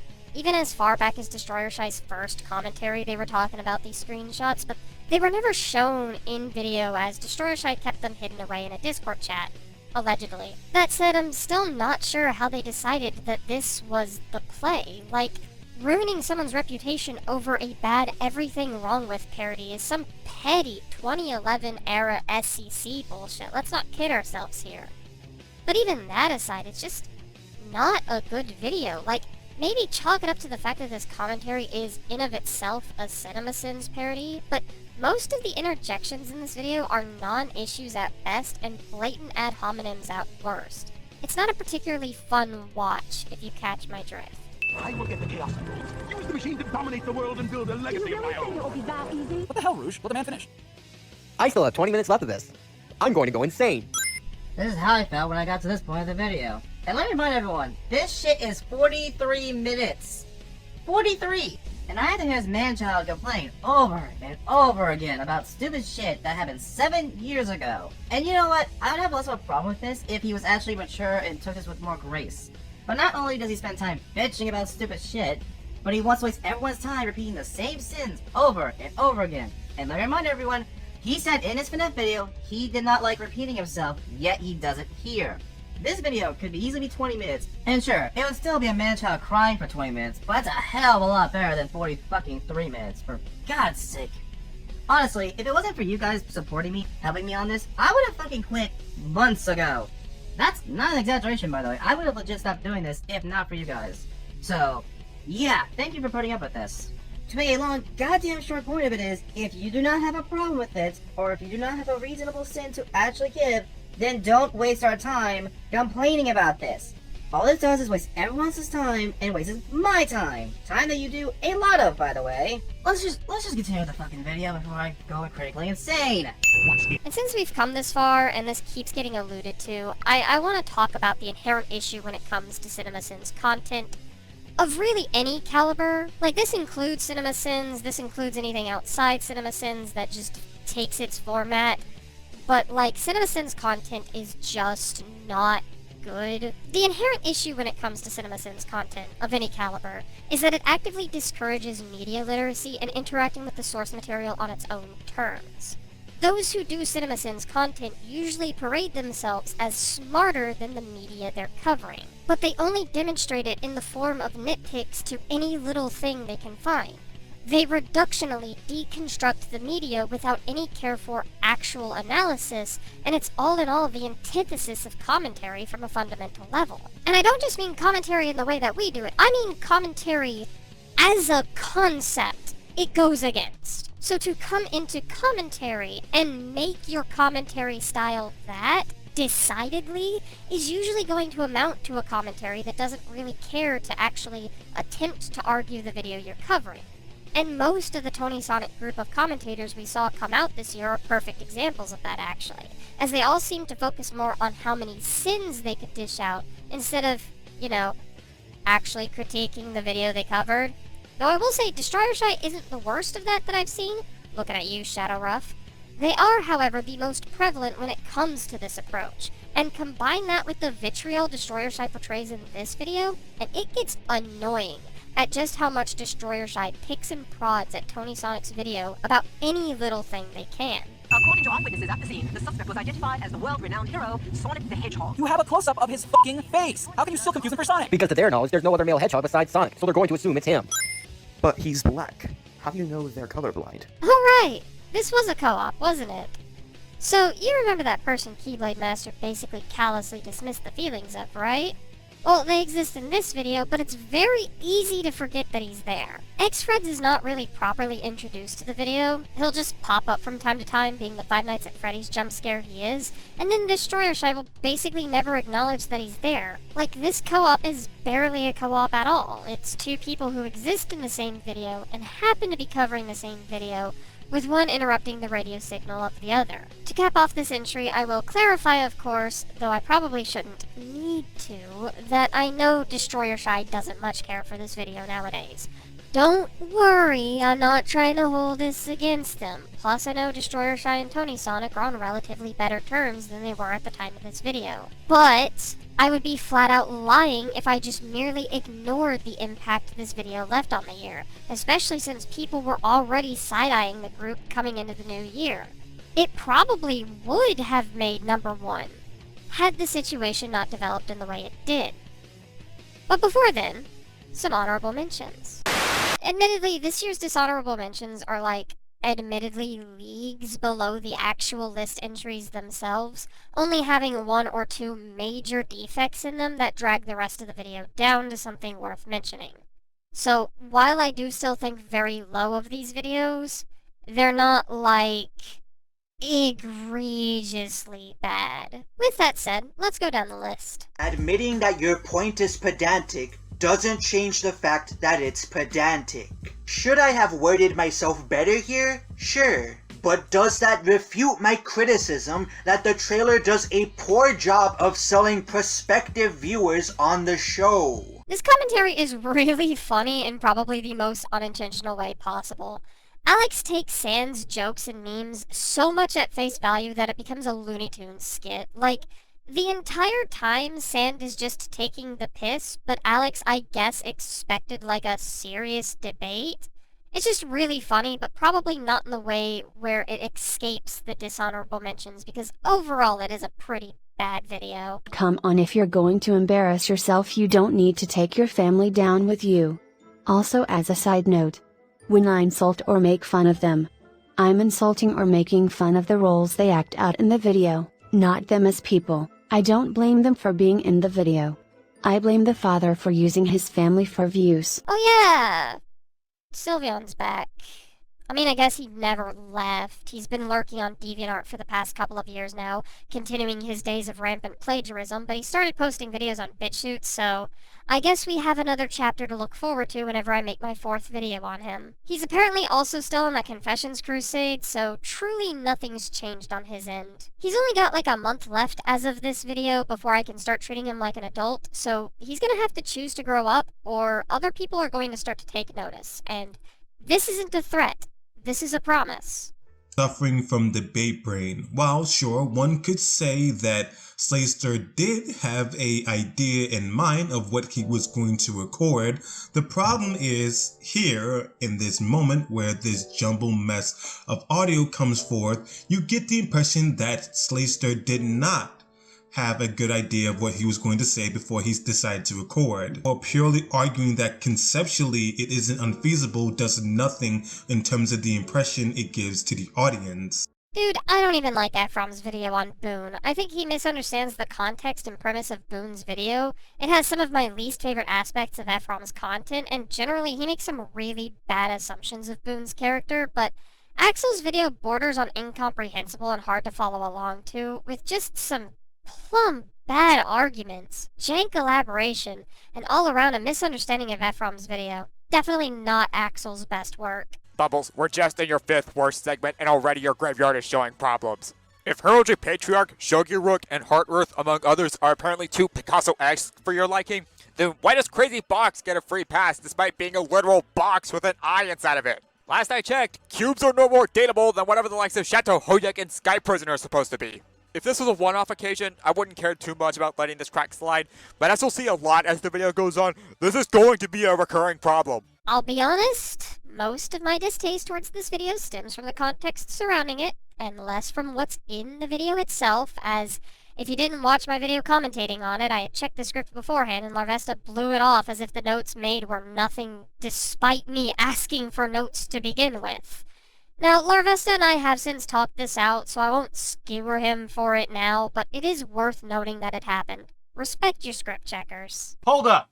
Where did the word pedo come from? You know what? Actually, I don't care if I get accused of defending Neo here, because based on that alone, you are absolute fucking garbage. Nobody accused me of being a pedophile, and then now, all of a sudden, you're just like, yeah, it doesn't matter if you're a pedophile or not. Like, completely out of nowhere. Holy shit. You know, I actually will give this video some credit. There does appear to be things that I misread or time frames I maybe overlooked, especially as far as the first couple of points Pooh covers are concerned. As I said in my video, I didn't think my understanding of the situation between Lio and the Fox Mafia was all that coherent, and Miura's document definitely didn't help with that. So that's fine. I can take my L's where I need to.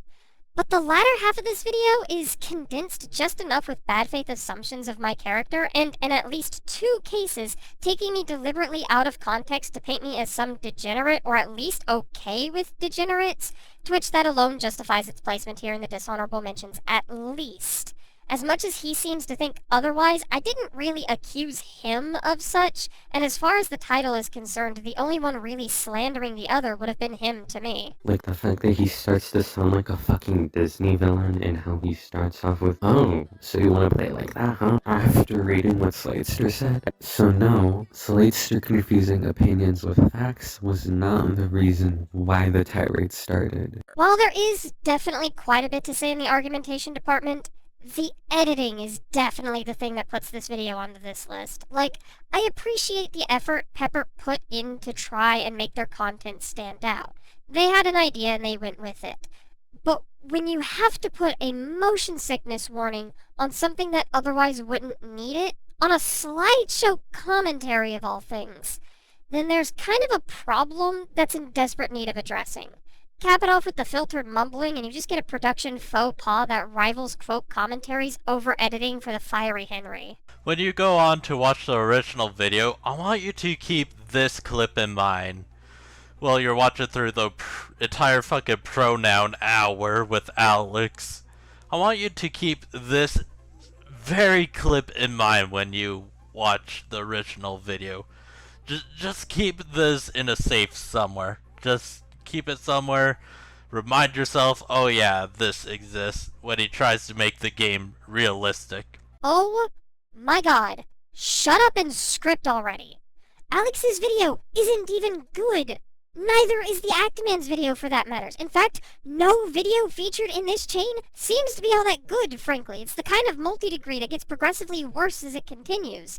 And there's so much you can say about it, especially in regards to the lack of understanding from all these cis people trying to discuss why us trans folk would want the option for preferred pronouns within video games. Like, some of y'all have never heard of non-binary or gender non-conforming people, and it shows.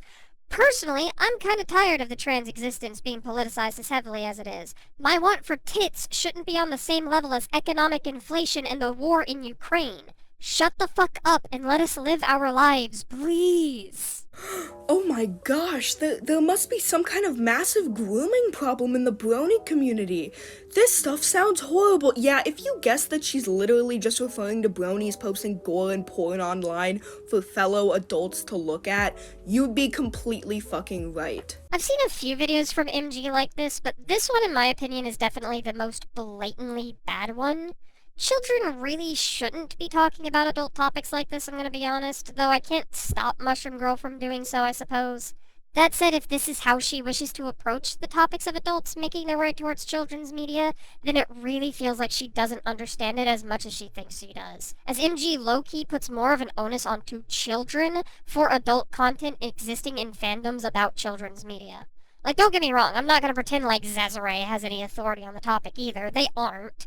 But their concern being dismissed so callously like MG does here really shows me that arguing the points wasn't really in her priorities, and I kind of feel that way anytime I see her dismiss shit like this. It's a very recurring theme I've seen in her videos. And finally,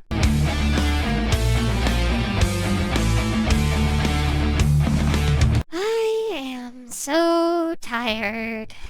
Every other year or so, we wind up with a video that becomes competition for the worst commentary I've ever seen, period. Studio Needing More was last year's example of that. Omnizoa was the example before that.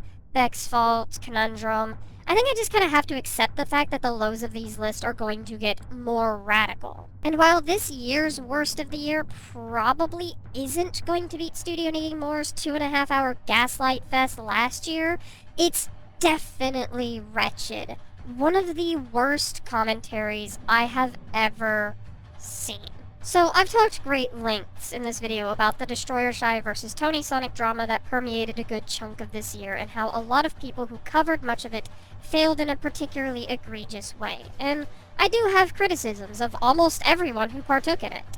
However, regardless of the criticisms I have of people like Keyblade Master, Shadow Ruff, or Destroyer Shy themselves, all of them pale in comparison to the worst person to ever grace themselves within this drama. Which, in my opinion, though I doubt you would find too many people who disagree with me on this, was some no-name rando by the name of OG Scout.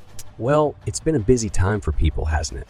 I realize this isn't the sequel to Destroyer Shy's video I mentioned recently, but due to how many videos have been trying to defend him, despite clearing not wanting him around, is staggering. So, for context, OG Scout butted into this drama with a rant on Destroyer Shy that made a bunch of baseless claims and ad hominems, trying to label Destroyer Shy as a manipulative baiter that made fun of those with ideation on an account of them still being alive, which is hands down probably one of the grossest accusations you could make of someone like that, purely because it insinuates that them still being alive is the problem. This is exasperated by Scout later on in the video straight up telling Destroyer Shy that if they really feel, then they should just go through with it.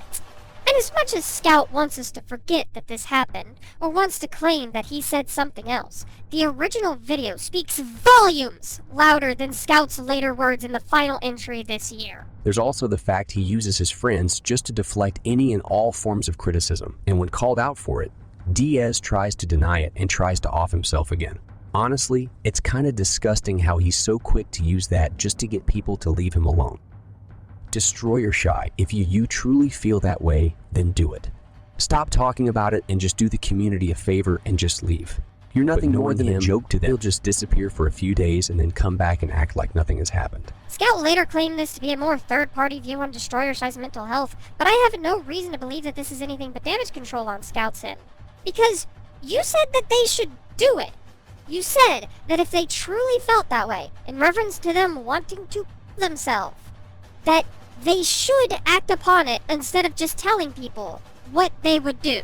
Nobody's twisting your words here, Scout. Of course, the SCC, being the community we are, a few of us called that shit out, and in return, he made a response to those in the form of In Failure of Defense, a disgusting 14-minute video where Scout ignores everything that everyone said about his initial video and tried to point back at us, calling out hypocrisy where it doesn't belong. At several points in the video, he ignores how utterly fucking destructive his initial video was to try to point at the likes of Stag, Barrel, Raven, and Campbell and call them out on hypocrisy in a pitiful attempt to dodge the critique without any actual evidence towards his claims that the four featured in the commentary specifically are as destructive towards the likes of Destroyer Shy behind the scenes. Yeah, pro tip, if you're going to call out hypocrisy, you need to prove it. You can't just make the claim that since other third parties are doing something you're being called out for, that means the ones you're calling out support it. Because you don't know how these other people feel about the actions of others. That's a level of whataboutism that never fucking flies. Especially when we're talking about behaviors that are this callously irresponsible. 1. Nothing to even show that any animosity between the two exists. Shy and Tony Sonic have obviously worked out the differences as apparent as by how they've collaborated on a video on my birthday. Huh. If you want to say Shy has hidden beef, come with some evidence or shove off. Keep this in mind as it will be important later. But the short version of it is this. Considering you and the others seem to love talking behind his back, despite defending him, is hypocritical to put it nicely. You don't know that, though. See, wild concept that people need to learn about us here in the SCC. We do videos on each other all the time. It's the best aspect about us to use as a counterpoint against the notion that we're some sort of hive mind that the SCC rants bring up every couple of years or so. That doesn't mean that we hate the people we're covering. That doesn't even mean that we're just wailing on each other looking for a fight. The SCC, as a community, are video critics first and foremost. Most of us do it as a hobby, few of us are looking to make it as any sort of work. So discussions around videos that we don't like will come up, but not with any sort of malicious intent behind it, mostly just so we can discuss a bad video. You claim that the SCC is somehow worse for not ostracizing Destroyer Shy from the community than you are for telling them to commit which priorities, man. But really, all this tells us is that you don't go here, and your only experience with the community was Blaze the Movie Fans Bloodsport server, a place that some of us in the community had dubbed the Waffle House because of its notoriety of fight starting and Blaze's continued apathy towards anyone who could be genuinely dangerous to have around. So you don't really know the community as well as you think you do, and speaking on it so matter-of-factly is ignorant at best. And then there's this shit. Plus, because he shows no signs of it. Says who? You? Fuck you. Mental health masking. People sometimes prefer to keep their symptoms hidden for various reasons. In fact, look at that. Hidden depression. It's almost like assuming someone isn't depressed because they don't show it is a fucking smooth lane asinine take. Also, you will just disappear for a few days and come back and act like nothing has happened. Someone says they're gonna kill themselves, commonly after a mental breakdown or low point, but is able to not go through with the act. Then after that happens, they hide for a few days and try to avoid talking about what happened. Well, as a functionally thinking person who happens to be able to produce this little thing called empathy, I can come to the logical conclusion that they might be feeling embarrassed about the ordeal, or worried about how they made their friends feel, and may just want to move past it. I will say that they should also speak to someone close to them privately and have the person relate that they're okay to others that witness the episode. Communication is key, y'all. And there it is. So you mentioned, Ed, how masking is a thing and use this as a source. You aware people like Nico Coda exist, right? Someone who actively lied about their problems and the likes. Who's to say he isn't? Are you fucking kidding me? Are you for real? Like, Scout tries weaponizing Neko Coda as a comparison against Destroyer Shy to try to definitively prove that Destroyer Shy cannot be trusted. And while yes, Coda had a tendency to be dishonest, Coda did try to fucking themselves. You sack of shit. I spent practically the rest of August after our conversation with Lio worrying that I might have been the one to keep her. She was sent to the ward, and we know that she was. Coda not killing herself isn't a justifiable piece of evidence that she wasn't serious about trying so. And that's never mind how you're weaponizing someone's ideation against another. Even if you were right and Coda was just spouting nonsense with the intent to garner sympathy, you're still only making that claim with no evidence beyond the fact that she didn't do it either. That isn't proof, dumbass! I was talked out of myself in 2018, and I was already downing rubbing alcohol. I don't appreciate you downplaying someone's survival as a manipulation tactic. I've said this before about Scout's video, but I'll say it again here so as not to have my words lost in translation. If I wanted to relive the Hopeless Peaches drama of 2021, I'd invite Prisonmate Luke back to Commentaries. Fuck you, whoever you are. I'm glad your channel is gone. Final thoughts.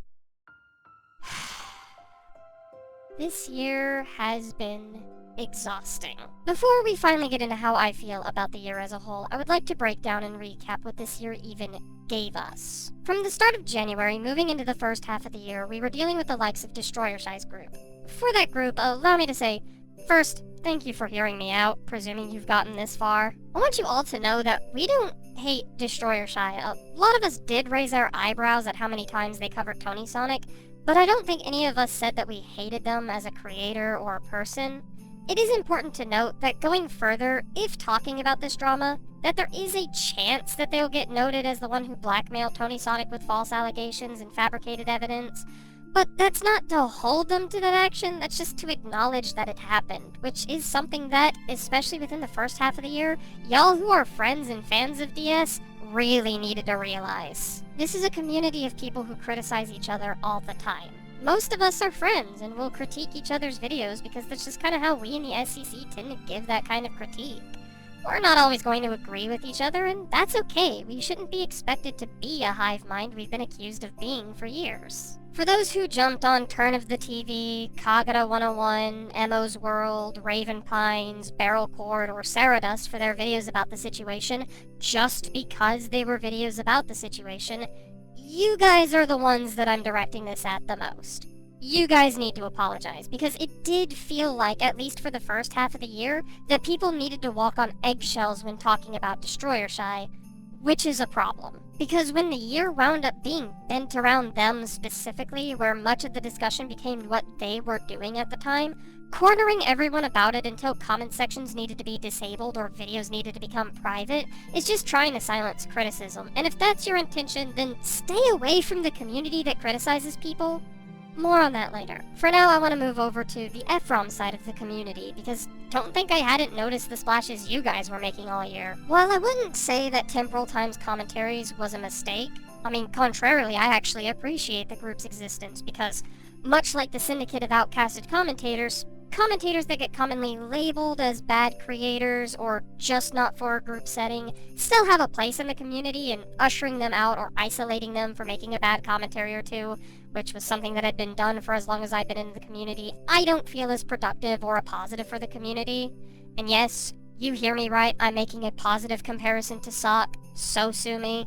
I think we need a group like that. It can help people grow as commentators, and it gets the word more out about our community.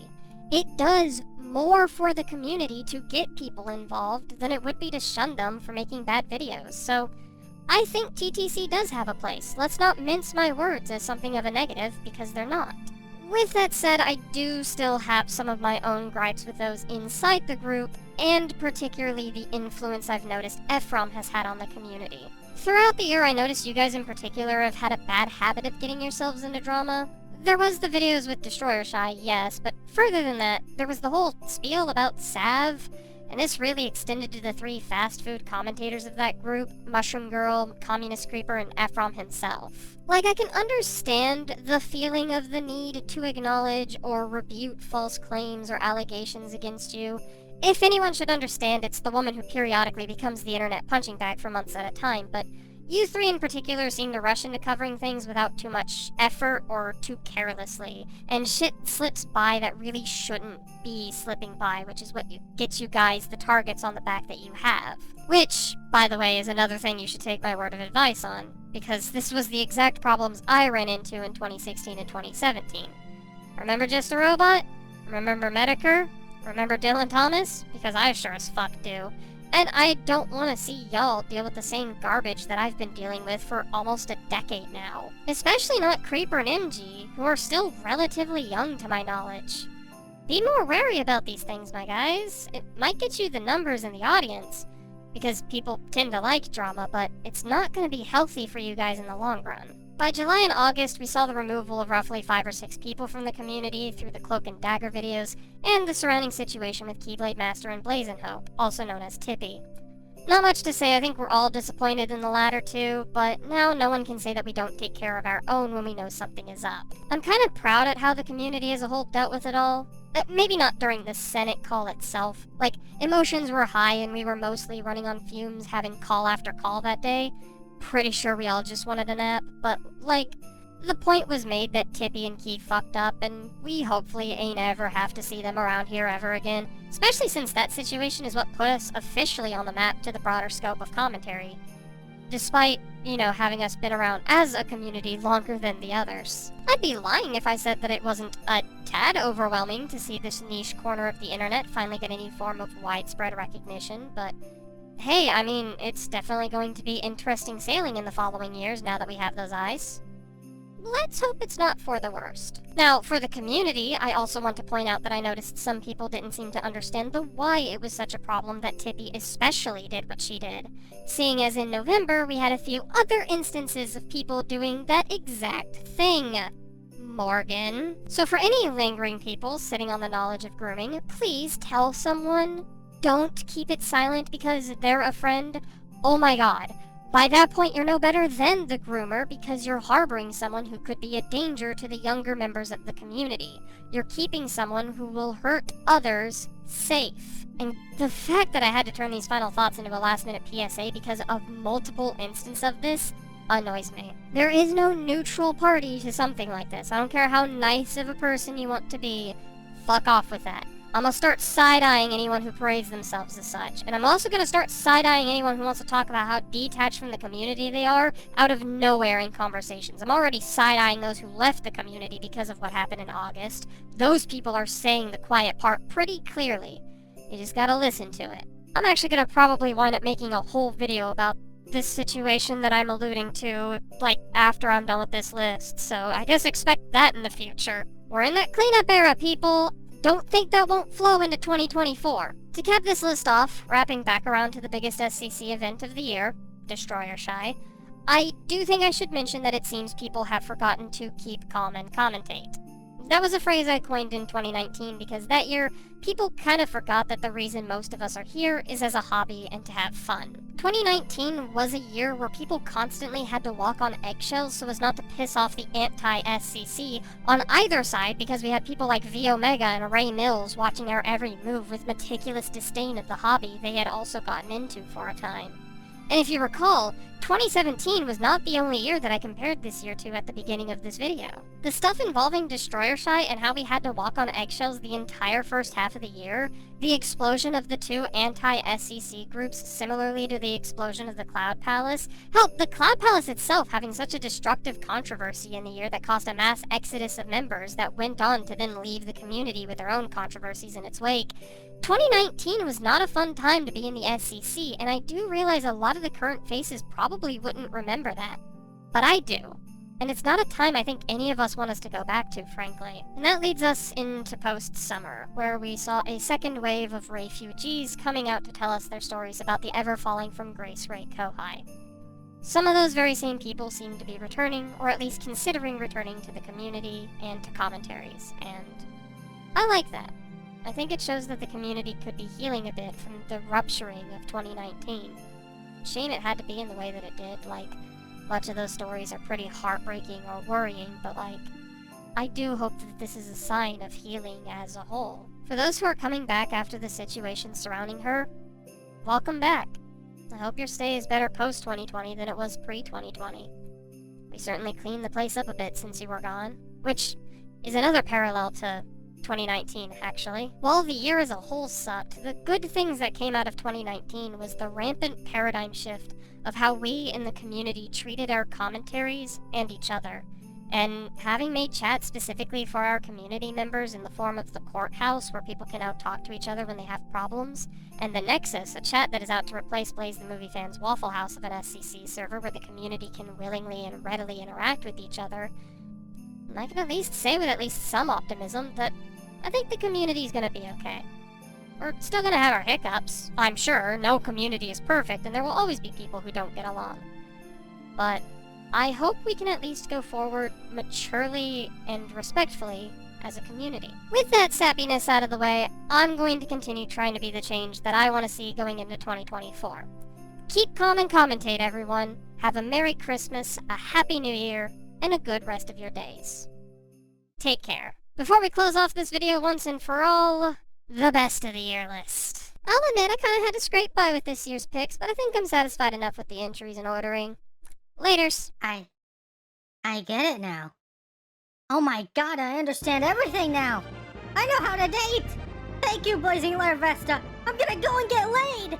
Yippee! The Topical Joke Award. Woo! Rose Woo. Bridge. Tell me, Mr. the Lion from Madagascar 2, how do you feel after receiving your award? Fucking fortune cookies!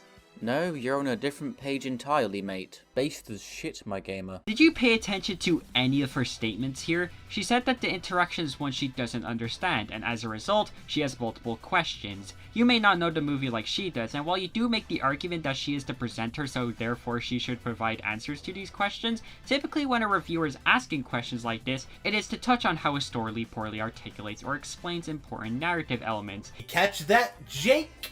Not this shit again. Wouldn't have to keep doing this if you just do some of this instead of making me do all the work. Oh, come on. We don't even have a lawn. We live in an apartment. I get there are topics discussed in the CC more than you, but with how few videos you've made that people have covered, I'd say 7 times in is a lot. I mean, I would say 8, but I'm asexual and am currently in a committed relationship with Sarah. They're all new, wide-eyed, and fresh-faced, just waiting for their inevitable demise at the hands of this godless hobby. They made a commentary on a try-out made by TV Kill the Radio Star, Wizard 101, and everyone's favorite locker ornament. Now, am I saying everyone who is pro-Legacy is like Greg Ellis? No, not really. Of course, though, we only know of the opinions of 2 of the people who worked on the game, and it just so happens that one of them is a lunatic who LARPs as his most famous voice role. However, H-Bomb mentioned a Discord server that they had, and I may have gone digging in it, and I found something Nick posted last year. Twitter is the only place wherein sentences most articulate still get misinterpreted. Thou may hearken, I liketh pancakes, and one yonder shall proclaim, So thou hateth waffles? Nay, peon, 'tis a whole new sentence. What on earth dost thou speak of? You know, throughout that entire call with Leo and Peaches, you know whose name was never uttered? Heaton's. The person that you've arguably hurt the most outside of Peaches doesn't even cross your mind. Why would it? You did nothing wrong. It was only a few mistakes that you shouldn't be crucified over. Linlin was taken to task over her mistakes covering you. That's what matters here, right?